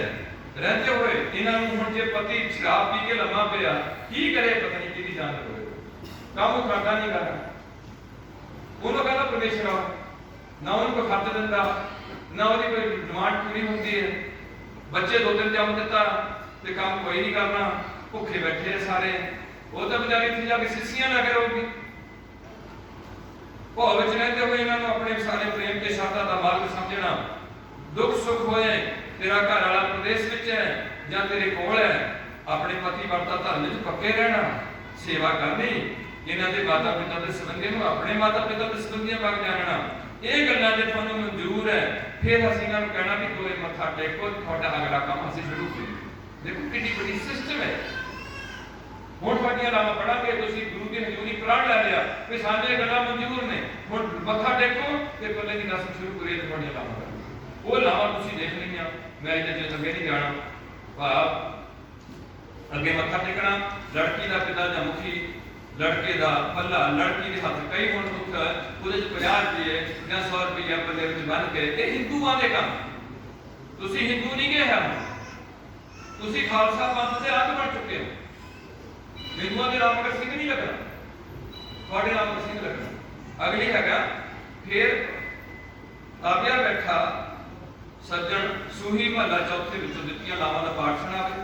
ਹਰੇਕ ਨਾਮ ਦਾ ਭੋਗ ਪਾਠ ਹੋਣ ਮਗਰੋਂ ਅੱਗੇ ਵਰ ਤੇ ਪਿੱਛੇ ਕੰਨਿਆ ਵਰ ਦਾ ਪੱਲਾ ਫੜ ਸ੍ਰੀ ਗੁਰੂ ਗ੍ਰੰਥ ਸਾਹਿਬ ਜੀ ਦੀਆਂ 4 ਪ੍ਰਕਰਮਾਂ ਕਰਨ। ਪ੍ਰਕਰਮਾਂ ਕਰਨ ਸਮੇਂ ਰਾਗੀ ਦਾ ਸੰਗਤ ਲਾਵਾਂ ਨੂੰ ਕਰਮ ਅਨੁਸਾਰ ਸੁਰ ਨਾਲ ਗਾਈ ਜਾਣ ਅਤੇ ਵਰ ਕੰਨਿਆ ਹਰ ਇੱਕ ਲਾਮ ਮਗਰੋਂ ਮੱਥਾ ਟੇਕ ਕੇ ਅਗਲੀ ਲਾਮ ਸੁਣ ਲਈ ਖੜੇ ਹੋ ਜਾਣ। ਉਪਰੰਤ ਮੱਥਾ ਟੇਕ ਕੇ ਆਪਣੀ ਥਾਂ ਤੇ ਬੈਠ ਜਾਣ ਤੇ ਰਾਗੀ ਸਿੰਘ ਆਨੰਦ ਕਰਾਉਣ ਵਾਲਾ ਆਨੰਦ ਸਾਹਿਬ ਦੀਆਂ ਪਹਿਲੀਆਂ 5 ਪੌੜੀਆਂ ਤੇ ਅੰਤਲੀ ਪੌੜੀ ਦਾ ਪਾਠ ਕਰੇ। ਫਿਰ ਆਨੰਦ ਦੀ ਸਮਾਪਤੀ ਦਾ ਅਰਦਾਸਾ ਸੁਣਿਆ ਜਾਵੇ ਤੇ ਕੜਾਹ ਪ੍ਰਸਾਦ ਵਰਤਾਇਆ ਜਾਵੇ। ਇੱਥੋਂ ਤੱਕ ਹੈਗੀ ਹੈ ਤੁਹਾਡੀ ਆਨੰਦ ਕਾਲ ਦੇ। ਹੁਣ ਇੱਥੇ ਲਿਖਿਆ ਹੈ ਬੜੀ ਵੱਡੀ ਗੱਲ, ਜਿਹੜੀ ਅੱਜ ਮੇਰੀ ਕੌਮ ਵਿੱਚ ਇਹ ਜਿਹੜੇ ਸਾਡੇ ਪ੍ਰੀਚਰ ਨੇ, ਸਾਡੇ ਗ੍ਰੰਥੀ ਨੇ, ਜਿਹੜੀ ਕੌਮ ਦੀ ਜ਼ਿਆਦਾ ਗਰਾਵਟ ਆਈ ਹੈ। ਅਸੀਂ ਕੋਈ ਵੀ ਸਿੱਖਾਂ ਦਾ ਮੁੰਡਾ ਹੁਣ ਗ੍ਰੰਥੀ ਬਣਨਾ ਪਸੰਦ ਨਹੀਂ ਕਰਦਾ, ਔਰ ਗ੍ਰੰਥੀ ਦੀ ਕੋਈ ਤਨਖਾਹ ਨਹੀਂ ਦਿੱਤੀ ਜਾਂਦੀ, ਨਾ ਉਹਦੀ ਕੋਈ ਇੱਜ਼ਤ ਕੀਤੀ ਜਾਂਦੀ ਹੈ। ਅਸਾਈਆਂ ਦੇ ਪਾਦਰੀ ਨੂੰ ਵੈਲ ਐਜੂਕੇਟਡ ਰੱਖਿਆ ਜਾਊਗਾ, ਉਹਦੀ ਇੰਟਰਵਿਊ ਲਈ ਜਾਊਗੀ। ਹਰ ਬੰਦਾ ਪਾਦਰੀ ਨਹੀਂ ਬਣੂਗਾ, ਉਹਨਾਂ ਦਾ ਬਾਹਮਣ ਕਾਂਸ਼ੀ ਤੋਂ ਪੜ੍ਹ ਕੇ ਆਊਗਾ, ਹਰ ਬੰਦਾ ਬਾਹਮਣ ਨਹੀਂ ਬਣੂਗਾ। ਉਹਨਾਂ ਦਾ ਮੌਲਵੀ ਜਿਹੜਾ ਹੋਊਗਾ ਉਹ ਆਮ ਬੰਦਿਆਂ ਨਾਲ, ਮੁਸਲਮਾਨਾਂ ਨਾਲੋਂ ਗਿਆਨ ਜ਼ਿਆਦਾ ਹੋਊਗਾ। ਤੇ ਸਾਡੇ ਗ੍ਰੰਥੀ ਨੂੰ ਵੀ ਗਿਆਨ ਜ਼ਿਆਦਾ ਚਾਹੀਦਾ ਆਮ ਲੋਕਾਂ ਨਾਲੋਂ, ਉਹਦੀ ਇੱਜ਼ਤ ਚਾਹੀਦੀ ਹੈ, ਉਹਦੇ ਰੈਜੀਮੈਂਟਸ ਚਾਹੀਦੇ ਹੈ। ਜਿਹੜਾ ਫੌਜ ਵਿੱਚ ਸਾਡਾ ਗ੍ਰੰਥੀ ਬਣਿਆ ਉਹ ਨਾਇਬ ਸੂਬੇਦਾਰ ਗ੍ਰੰਥੀ ਬਣਿਆ, ਉੱਥੇ ਸਿਪਾਹੀ ਨਹੀਂ ਗ੍ਰੰਥੀ ਬਣਿਆ। अंग्रेज ने बनाया। इस करके कौम डिग चुकी है, ये अपने मूल तो टुट चुकी है। और खास करके पंजाब में सिक्खी का घन का पीढ़िया जा रहा, जिन्हें अज तुहानूं लोड़ है। साडे बच्चे नशा तो बचन, बेईमानी तो बचो, एक लेखा होना दुखदा ये समझो। अगली बेनती है कि लड़के लड़की का संयोग पैसा लैके ना करे। देखो पैसा लैके ना करे, पहला लड़कियां बयान लगे पैसे भी ले लेते जाते थे, इत्थों तक चलता रहा। इतनी मना किया कि लड़की का पैसा नहीं लेना, लड़के का भी, लड़के का होने का लड़के का एक तरीका ही नहीं रखिया होर वो साडे मना किया हुआ पंथ विच कि इन्हां दे दाज है। ये दाज भी हिंदुओं का, साडा दाज नहीं है। साडा दाज हैगा कुड़ी के शुभ गुण, कुड़ी की उच्ची सोच, उसकी विद्या, उसदे च सिक्खी, ये साडे कोल दाज है। नहीं तो कोई बंदा कदे रजूगा नहीं। सीधे तौर पर लिखा गुरबाणी च होर मानो कि दाज रख के खाला से कूड़ हंकार बच पाओ। वो हंकारी लोग ने जिहड़े अपना पैसा दिखाते हैं लोगों को, ये सिख के वास्ते ऐसी सोच नहीं है। अगली हैगा कि जे कदों बजाई पहला साडे सोचते होंदे सी जे कुड़ी दे घर जाना तो तू खाना नहीं कुछ भी। ये सिख धर्म में सानू मना किया, खालसे को खाना खवाना गुरु बाबे काल पुरख ने बख्शिया, बेटी बेटे वाले आपस में खाते रहन। इस वास्ते जो गुरु ने दोवें साथ एक कीते ने। अगे जाके बिल्कुल हुण हिंदू धर्म की सी, जिस स्त्री का भरता काल वस हो, जिस जनानी का पति मर जाए, वो हिंदू धर्म में दो दोहरे ब्याह नहीं करा सकती, या रंडी रहेगी तो या फिर आग बाल के बंदे के नाल सड़ के मरूगी, सती हो या फिर रंडी होगी, सारी बात ब्याह नहीं कराओगे। जे बंदे की घर वाली मर गई हिंदू की, वो फिर दो दूजा भी ब्याह करा लो, कोई गल नहीं, कोई गल तो इन्हें थले सुटिया से। ऐसे पंथ ने सानू हुक्म दिता कि जे कोई परमात्मा ना करे ऐसा भाड़ा किसी ना वरतदा आ, वो चाहे तो योग वर देख के पुनर संयोग कर ले। सिख की स्त्री का ऐसा कालवश हो जाए, उस लिए भी यहो हुक्म है। पुनर ब्याह की भी यहो रीत जो आनंद लई उत्ते दसी। आम हालत में सिख नूं एक स्त्री के होंदे दूजा ब्याह नहीं करना चाहिए। अमृतधारी सिख नूं चाहिए कि अपनी सिंघणी नूं भी अमृत छका ले। मैं तो चाहना कि अमृत जिहड़ा ना हर कुड़ी मुंडे नूं 12 साल की उम्र में छका देना चाहिए। मुढ़ली सिੱਖੀ चुकण नोज जितने काम ते इन्हां नूं पता हो कि साडा गुरु है तां केवल श्री गुरु ग्रंथ साहब। ते जिन्ने तुसीं बाबिਆਂ ਦੇ डेरे खड़े कीते होए ने, तुसीं 6 महीने उन्हां दे डेरे ते कोई पैसा ना चढ़ाओ ते बाबिਆਂ ने सारे इकट्ठे हो गए सोचना पैना कि सानूं मेहनत करके रोटी खानी पैनी है। हुण सानूं लोकां नूं अकल आ गई है कि इन्हां दा गुरु हैगा श्री गुरु ग्रंथ साहब। पिंड में पैसा रखो, वो पिंड की लोड़ बंदियां की मदद करो, गुरु की गोद गरीब का मुंह बनाओ, वधिया ग्रंथी सिंह रखो, ऐदा गुरुद्वारे च आनंद कारज करो, कुड़ियां दे सादे सादे। हौली हौली 2 पुरसां तक साडा रिश्ता बढ़िया। जिहदे बच्चों ने अपने नानकी आना, असीं उत्थे जाना, अपनी धूई कोली जिहड़े कुलदीप के बेटे दे मतलब इस तरीके का सिस्टम बनता। 2 पुरसां साडियां चलनियां। इस करके बड़ा सफर है। इस सफर में ज्यादा कालपन नहीं करना चाहिए। इको दम सारे पैसे फूक दो जो है माड़े मोटे। बचाना बचाओ पिछली बचाओ है। ये गल्लां मैं तुहाडे नाल साझीआं करनियां सी ते नाल मैं बेनती करूंगा जिहड़े खास करके इत्थे पंजाब दे सिख बैठे ने उन्हां दे चरणा जे तुहानूं ये गल कोई किंतु है तो मेरे नाल तुसीं गल कर सकदे हैं। नहीं तो वीरो सारे सिख बन जाओ, तुहाडे कौमी प्यार रखो, तुहाडे बच्चे नशा तो बचे रहन, तुहाडे घरां 'च डीजे ना लगन, ये गंदे गाने ना चलन, जिहदे करके तुहाडीआं कुड़ियां ते मुंडिआं दी बुद्धि भ्रष्ट होई है। गुरबाणी जिन्नी मर्जी चले, कथा कीर्तन चले ते नाल नाल एक दूजे नूं फतेह बुलाउण दी आदत पाओ। ये तुहानूं गुरु दा हुक्म है, सही प्यारे मेल जिन्हां गलियां तेरा नाम चिता होवे। इन्हां गल्लां ते ध्यान च रखदे होए दास बंदा इत्थे समाप्ति है। हुण इन्नी अरदास करनी है, नाल नाल हुक्मनामे होने, बच्चे नूं फिर सरकाउ दित्ते जाने ते उस तो बाद जो अगला प्रक्रिया वो संगत के रूप में आप जी नाल साझी की जाएगी। मैं थोड़ा मेरा ज़्यादा टाइम लग जाता, इन्नी आप जी के चरणों में बेनती है फिर सादे सादे करो, कोई गल नहीं, लम्मा सफर है थोड़ा। तुहानूं महाराज कृपा करे बच्ची बच्चा तंदुरुस्त रहें, इन्हां परिवारां च आपस च प्यार बनिया रहे ते एक दूजे जिंदे दे भाईवाल बन। बाद च नुकता चिन्नियां ना कर भी ऐदा हुआ आ हुआ ऐदा, इन्हां गल्लां तो बचो ते अपने गुरु के इष्ट नाल जुड़ो। ऐनियां बेनतियां प्रवान करदे होए दास नाल फतेह विसार पाओ। जे किसी मेरे वीर नूं जां किसी भैण नूं मेरियां गल्लां कोई किंतु परंतु होया ते मैं 2 हत्थ जोड़ के सारी संगत नूं खिमा दा जाचक है। मेरी सोच होंदी है कि असीं सारे सिख गुरु दे जुड़िए ते एक दूजे दे सत्कार दईए ते डू रिस्पैक्ट एंड इज्जत करिए ते इज्जत कराइए। ते जिहड़ा बंदा सिख नहीं बनदा, मेरी सोच आ उहनूं कुड़ी ना दित्ती जाए, उहदे घर पाठ ना करिया जाए, ਉਹਨੂੰ ਕੋਈ ਆਪਣੇ ਘਰ ਨਾ ਸੱਦਿਆ ਜਾਏ, ਸਿੱਧਾ ਹੋ ਕੇ ਸਿੱਖ ਬਣ ਕੇ ਕੰਮ ਚੱਲੂਗਾ, ਨਹੀਂ ਕੰਮ ਨਹੀਂ ਚੱਲੂਗਾ। ਔਰ ਉਹਦੀ ਮਜਬੂਰ ਹੋ ਕੇ ਉਹਨਾਂ ਨੂੰ ਬਣਨਾ ਪੈਣਾ ਹੈ। ਤੇ ਜੇ ਤੁਸੀਂ ਇਹਦੇ ਢਿੱਲ ਰੱਖੋਗੇ ਵੀ ਕੋਈ ਨਹੀਂ ਕਿਹਨਾਂ ਛਕਣਾ ਛਕ ਲੈ, ਨਹੀਂ ਛਕਣਾ ਤੇ ਨਾ ਛਕੇ, ਉਹਦੇ ਘਰ ਵੀ ਚਲੇ ਜਾਵਾਂਗੇ, ਉੱਥੇ ਪਾਠ ਪੜ੍ਹਿਆਵਾਂਗੇ, ਫਿਰ ਇਹ ਬੰਦੇ ਨਹੀਂ ਸੁਧਰਨਾ ਹੈ। ਇਹਨਾਂ ਦੀ ਬੁੱਧੀ ਵਿਦੇਸ਼ ਹੋ ਚੁੱਕੀ ਹੋਈ ਹੈ। ਤੇ ਇਹ ਗੱਲ ਨੂੰ ਜ਼ਰੂਰ ਧਿਆਨ 'ਚ ਰੱਖੀਏ ਜੀ। ਗੁਰੂ ਪਾਤਸ਼ਾਹ ਰਹਿਮਤ ਕਰ। ਮੈਂ ਨਹੀਂ ਚਾਹੁੰਦਾ ਵੀ ਐਸਾ ਸਾਡਾ ਮਾਹੌਲ ਬਣੇ ਵੀ ਅਸੀਂ ਇਹਨਾਂ ਨੂੰ ਆਪਣੇ ਤੋਂ ਖੇੜੀਏ। ਕਦੇ ਵੀ ਮਾਂ ਸ਼ਰੀਫ ਤੋਂ ਤੋੜੀ ਨਹੀਂ ਜਾ ਸਕਦੀ, ਕਦੇ ਉਂਗਲ ਨਹੀਂ ਤੋੜੀ ਜਾ ਸਕਦੀ। ਆਪਾਂ ਜੁੜਨਾ ਜਾਣਦੇ ਹਾਂ, ਤੋੜਨਾ ਨਹੀਂ ਜਾਣਦੇ। ਤੇ ਜੁੜੀ ਦੇ ਇੱਦਾਂ ਹੀ ਆ, ਇਹ ਵੀ ਨਸ਼ੇ ਛੱਡਣ, ਇਹ ਵੀ ਸਾਰੇ ਬੰਦੇ ਬੁਲਾਉਣ, ਇਹ ਵੀ ਪਾਠ ਪੜ੍ਹਿਆ ਕਰਨ, ਆਪਣੇ ਪਿੰਡਾਂ ਦੇ ਗੁਰਦੁਆਰੇ 'ਚ ਇਕੱਠੇ ਹੋਈਏ, ਪਿੰਡ ਨੂੰ ਇਕੱਠਾ ਕਰਕੇ ਮੇਰਾ ਪਿੰਡ ਮੇਰਾ ਘਰ ਬਣਾਏ, ਮੇਰਾ ਪਿੰਡ ਮੇਰਾ ਦੇਸ਼ ਬਣੇ। ਉਸ ਪਿੰਡ ਵਾਸਤੇ ਅਸੀਂ ਤਰੋਂ ਭਰੋਂ ਕੇ ਸੇਵਾ ਕਰੀਏ। ਉੱਥੇ ਸਾਡੇ ਬੁੱਢੇ ਨੇ, ਸਾਡੇ ਬੱਚਿਆਂ ਨੇ ਪ੍ਰਫੁੱਲਿਤ ਹੋਣਾ ਹੈ। ਬੱਚਿਆਂ ਨੂੰ ਹਰ ਐਜੂਕੇਸ਼ਨ ਦਿਓ, ਜਿੰਨੀ ਵੀ ਪੜ੍ਹਾ ਸਕਦੇ ਪੜ੍ਹਾਓ। ਪੜ੍ਹਾਈ ਦੇ ਨਾਲ ਹਰ ਬੱਚੇ ਦੀ ਸੋਚ ਹੋਏ ਕਿ ਮੈਂ ਪੰਜਾਬ ਵਿੱਚ ਜਾਂ ਭਾਰਤ 'ਚ ਨੌਕਰੀ ਕਰਨੀ ਹੈ ਤੇ ਲੱਗਣਾ ਮੈਂ IAS ਜਾਂ IPS ਲੱਗਣਾ, ਥੱਲੇ ਨਹੀਂ ਮੈਂ ਲੱਗਣਾ। ਮੈਂ ਸਿਪਾਹੀ ਨਹੀਂ ਬਣਨਾ, ਮੈਂ ਫੌਜ ਦਾ ਸਿਪਾਹੀ ਨਹੀਂ ਬਣਨਾ, ਮੈਂ ਇੱਥੇ ਘੱਟੋ ਘੱਟ IG ਬਣਨਾ, ਮੈਂ ਪੰਜਾਬ ਵਿੱਚ ਜਾਂ ਮੈਂ ਇੰਸਪੈਕਟਰ ਤੋਂ ਥੱਲੇ ਕੋਈ ਪੋਸਟ ਨਹੀਂ ਲੈਣੀ। ਇੰਨਾ ਇਰਾਦਾ ਬਣਾਇਆ ਹੈ ਮੈਂ ਐਗਰੀਕਲਚਰ ਇੰਸਪੈਕਟਰ ਬਣਨਾ। ਪਹਿਲੇ ਹੀ ਸੋਚਿਆ ਵਾ ਪਲੱਸ 2 ਨਕਲ ਮਾਰ ਕੇ ਕਰ ਲਵਾਂਗੇ, ਫਿਰ ਕੈਨੇਡਾ ਚਲੇ ਜਾਵਾਂਗੇ, ਕੁੜੀ ਲੈ ਜੂਗੀ, ਮੁੰਡੇ ਨੂੰ ਮੁੰਡਾ ਲੈ ਜੂਗਾ, ਕੁੜੀ ਨੂੰ ਗੱਲ ਦੂਸਰੀ, ਬੁੱਢੇ ਇੱਥੇ ਬੈਠੇ ਰਹਿਣਗੇ ਤੇ ਉਹ ਕੈਨੇਡਾ ਜਾ ਕੇ ਆਪਣਾ ਆਨੰਦ ਲੈਣਗੇ। ਬੁੱਢੇ ਸਾਰੇ ਖਾਏ ਲੈਤੇ ਆ, ਆਸਟ੍ਰੇਲੀਆ ਕੋਈ ਜਾ ਨਹੀਂ ਸਕਦਾ, ਉੱਥੇ ਨਿਆਣੇ ਬੈਠੇ ਤੇ ਬੁੱਢੇ ਇੱਥੇ ਬੈਠੇ। ਆਹ ਹਾਲ ਪਤਾ ਨਹੀਂ ਕਿੱਦਾਂ ਦੀ ਹੋਣੀ, ਕਿੱਦਾਂ ਦੀ ਨਹੀਂ ਹੋਣੀ। ਸੋ ਐਨੇ ਬੇਟੀ ਨੂੰ ਬਰਬਾਦ ਕਰੋ। ਸ਼ਾਇਦ ਸਾਰਿਆਂ ਨੂੰ ਗੱਡੀ ਕਰਨ ਚੰਗੀਆਂ ਲੱਗਦੀਆਂ ਹੋਣਗੀਆਂ ਤੇ ਮੇਰਾ ਫਰਜ਼ ਬਣਦਾ ਬਾਬੇ ਦਾ ਕੁੱਤਾ ਹੈ, ਜਿਹੜੀ ਰੰਗਦਾਰ ਦੀ ਰੋਟੀ ਖਾਣੀ ਹੈ, ਉਹਦੇ ਉੱਤੇ ਭੌਂਕਣਾ ਸਾਡਾ ਫਰਜ਼ ਬਣਦਾ। ਜੇ ਨਾ ਭੌਂਕੀਏ ਫਿਰ ਅਸੀਂ ਇਮਾਨਦਾਰ ਕੁੱਤੇ ਨਹੀਂ ਹੈ, ਫਿਰ ਤਾਂ ਮੈਂ ਕੁਛ ਨਹੀਂ ਕਰ ਸਕਦਾ। ਹੈ ਤਾਂ ਕੁੱਤੇ ਨਹੀਂ ਪਰ ਹੈ ਬਾਬੇ ਦੇ, ਵੱਡੇ ਵਾਲੇ ਬਾਬੇ ਦੇ। ਅਗਲੇ ਹੋ ਸਾਰੇ ਸਿੱਖ ਰਹੀਏ ਤੇ ਨਾਲ ਸਿੱਖ ਪੰਥ ਦਾ ਚੜ੍ਹਦੀ ਕਲਾ ਵਾਸਤੇ ਸੂਰਜ ਅਰਦਾਸ ਕਰਦੇ ਰਹੀਏ, ਨਾਲ ਵਿੱਚ ਚੱਲੇਗਾ ਕਿ ਵਧੀਆ ਐਨੇ ਬੇਟੇ ਪ੍ਰਵਾਨ ਕਰਦੇ ਹੋ ਤੇ ਬੁਲਾਓ। ਵਾਹਿਗੁਰੂ ਜੀ ਕਾ ਖਾਲਸਾ।